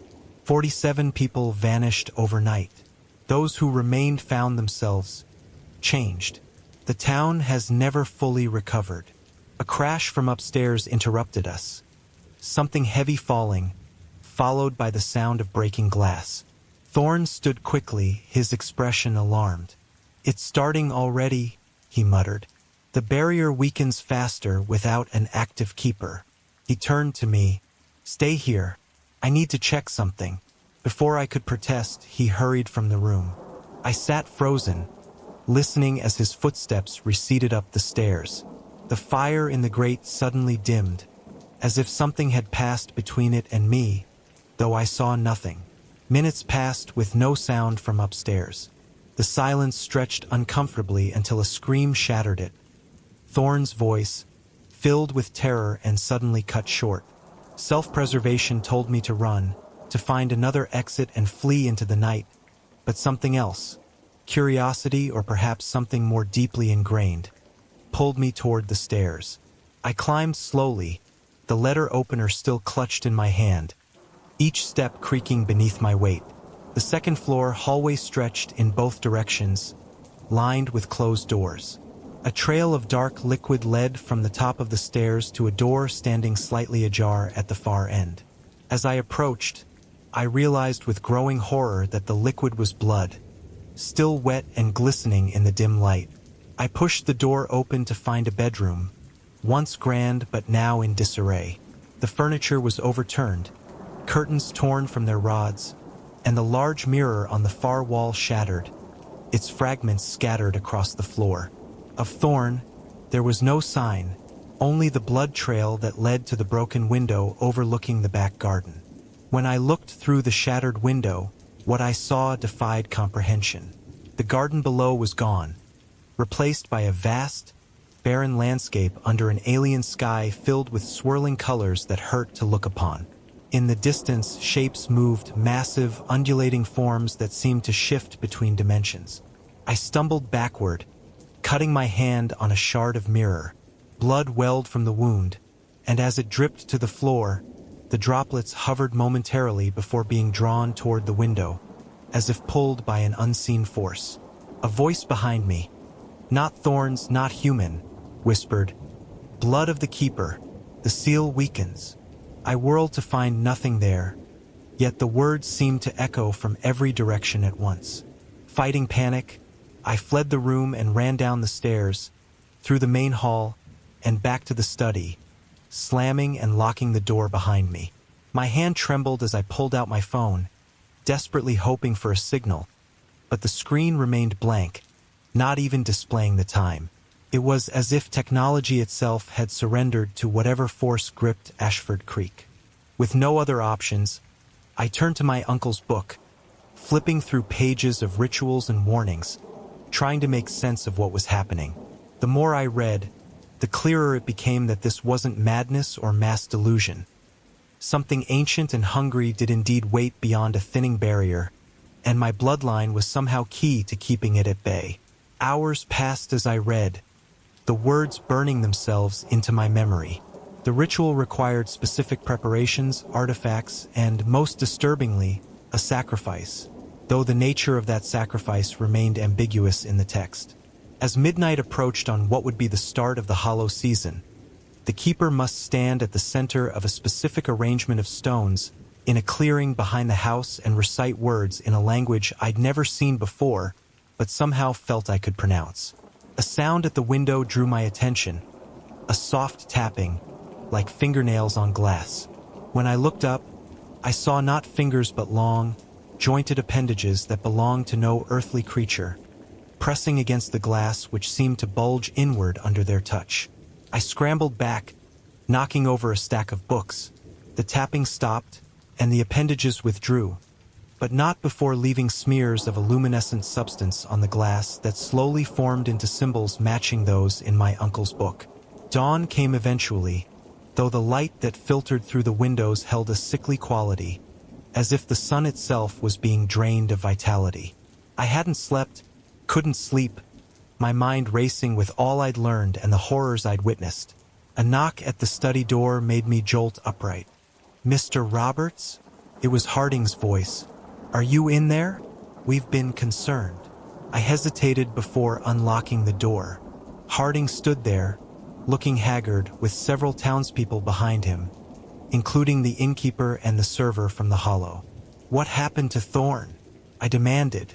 Harding's expression darkened. "He's gone, like the others who've already started to disappear. It's happening faster this cycle. The barrier is weaker without a prepared keeper." The group entered the study, their manner respectful but urgent. The server, Martha, I now knew from my uncle's records, spoke first. "You've read the book," she said. Not a question but a statement. "You know what must be done." "I can't do this," I protested. "I'm not my uncle. I don't know the first thing about rituals or keeping back whatever's out there." "But you will," the innkeeper said softly. "The knowledge is in your blood. The nightshade opens the pathways, and the rest will come to you when needed." They explained that more townspeople had vanished overnight, 12 so far, including children. Those who remained reported seeing things that shouldn't exist, shadows that moved against the light, voices calling loved ones toward the forests surrounding the town. "We need you," Harding said simply. "Without the ritual, by tomorrow morning, Ashford Creek will cease to exist, at least in any form recognizable as human." A part of me still wanted to flee, to dismiss all this as mass hysteria or an elaborate hoax. But what I'd seen through that broken window couldn't be explained away. And something deeper was stirring within me. A recognition, an awakening to possibilities I'd never considered. A sense of connection to this place and these people that transcended my brief time here. "What do I need to do?" I asked finally. Relief visibly washed over them. For the remainder of the day, they helped me prepare. Gathering herbs and minerals, creating mixtures according to recipes in the book, teaching me words in a language that felt ancient beyond reckoning, yet somehow familiar on my tongue. As dusk approached, we walked together to the stone circle behind the house. 7 pillars arranged in a pattern that, from above, would form a symbol like a 7-pointed star. At the center stood an altar stone, its surface carved with channels that led to a central basin. "The sacrifice," I said, looking at Harding. "The book wasn't clear." "It never is," he replied. "Each keeper discovers the nature of the sacrifice in the moment of truth. Your uncle understood when his time came. So will you." They left me then, returning to town to wait and hope. Alone in the growing darkness, I arranged the materials as instructed, candles made of rendered fat and herbs at each pillar, the basin filled with a mixture of water from a specific spring and essences extracted from plants that grew only in the surrounding forest. As midnight approached, the air grew heavy, charged with potential. The stars above seemed wrong somehow, their patterns shifted, new lights appearing where none should be. The forest around the clearing fell absolutely silent, not even the whisper of wind disturbing the unnatural stillness. I began the ritual, speaking words that burned my throat and made the air ripple visibly around me. The candles ignited spontaneously, their flames burning too tall and too bright, in colors that shifted between green and purple and hues I had no names for. The ground beneath my feet trembled, and in the spaces between the stone pillars, the air itself seemed to thin, revealing glimpses of that same alien landscape I'd seen through the broken window. Massive shapes moved just beyond the veil, pressing against the weakened barrier, seeking entrance. As I reached the crescendo of the ritual, the final and most crucial moment, understanding bloomed within me. The nature of the sacrifice, the price of protection. It wasn't blood or life that was required, but something more fundamental. Choice, freedom, future. To become the keeper meant binding myself to this place, to this duty, for 50 years until the next cycle came and I could train my successor. It meant watching the outside world move on without me, friends and loved ones living their lives while I remained anchored to Ashford Creek, gradually changing into something not quite human, just as my uncle had. In that moment of clarity, I saw my uncle's life, decades of vigilance, of secret knowledge and growing isolation. I saw how the town both revered and feared him, how the burden had slowly transformed him into something other, and I understood that this was now my path as well. The choice stood before me: walk away and doom this town to whatever horrors waited beyond the barrier, or sacrifice my own future to protect theirs. Time seemed suspended as I stood at this crossroads. The entities beyond the veil sensed my hesitation, their pressure against reality intensifying, cracks forming in the very air around the stone circle. Through these fractures came whispers, promises, temptations, freedom, power, knowledge beyond human comprehension. If only I would turn away, leave the circle, let them through. A scream from the direction of the town broke my trance, distant but unmistakable in its terror. Whatever was coming had already begun to breach the weakest points of the barrier. I made my decision. The final words of the ritual tore from my throat, not in my voice but in a chorus of all who had come before me, all the keepers of my bloodline reaching back through centuries. As I spoke, I felt something fundamental within me change, as if parts of my very being were being rewritten, reconfigured to serve this new purpose. The mixture in the basin began to boil without heat, rising into the air as luminescent vapor that spread outward to form a dome encompassing the entire town. Where this barrier met the encroaching otherworld, conflicts flared like silent lightning, illuminating grotesque forms that retreated from its touch. I collapsed to my knees, exhausted beyond anything I'd ever felt, but the ritual wasn't complete. One final act remained, the sealing of my commitment. Taking the knife prepared for this moment, I cut deeply across my palm and pressed the bleeding wound against the central stone. "I am the keeper," I whispered, the words feeling right, inevitable. "I stand between worlds. I maintain the balance. I protect what is mine." My blood sank into the stone, which absorbed it like a sponge, leaving no trace. The dome of light pulsed once, brilliantly, then faded from visibility, though I could still feel its presence. A weight, a responsibility now irrevocably mine. When dawn came, I was still there, seated on the ground within the circle, changed in ways I was only beginning to understand. My senses had sharpened beyond human norm.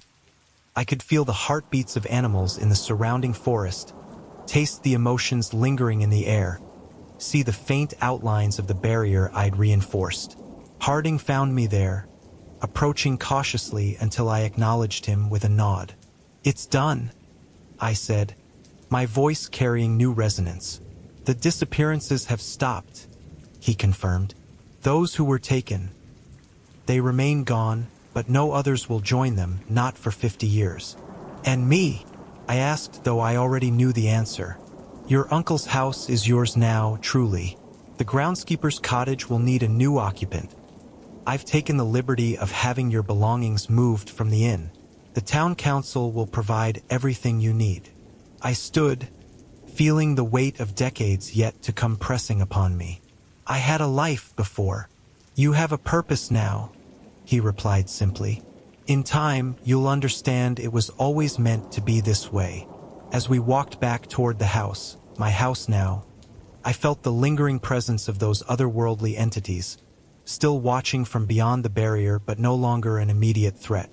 I also sensed something else. My uncle's presence, not as a ghost but as knowledge, memories, and instincts now woven into my own consciousness. "Welcome home, Keeper," Harding said as we reached the front door. I turned to look back at the town below, at the people now emerging from their homes into the morning light, unaware of how close they had come to extinction. They would never fully understand what had happened or what I had sacrificed for them. They would fear me a little, respect me from a distance, whisper about the strange things I would come to know and do. And 50 years from now, when the cycle comes again, I would find another, someone of my blood who could take up the mantle when my time was done. The thought brought with it a mixture of sorrow and relief. "Yes," I said finally, "home." As I crossed the threshold into my new life, I felt the last connections to my old self falling away like autumn leaves. Taylor Roberts was gone. Now there was only the keeper of Ashford Creek, guardian of the barrier between worlds, protector of secrets older than humanity itself. And somewhere beyond that barrier, The entities waited patiently, knowing that time meant nothing to them, that 50 years would pass in the blink of an eye. They would be ready when the hollow season came again, as would I,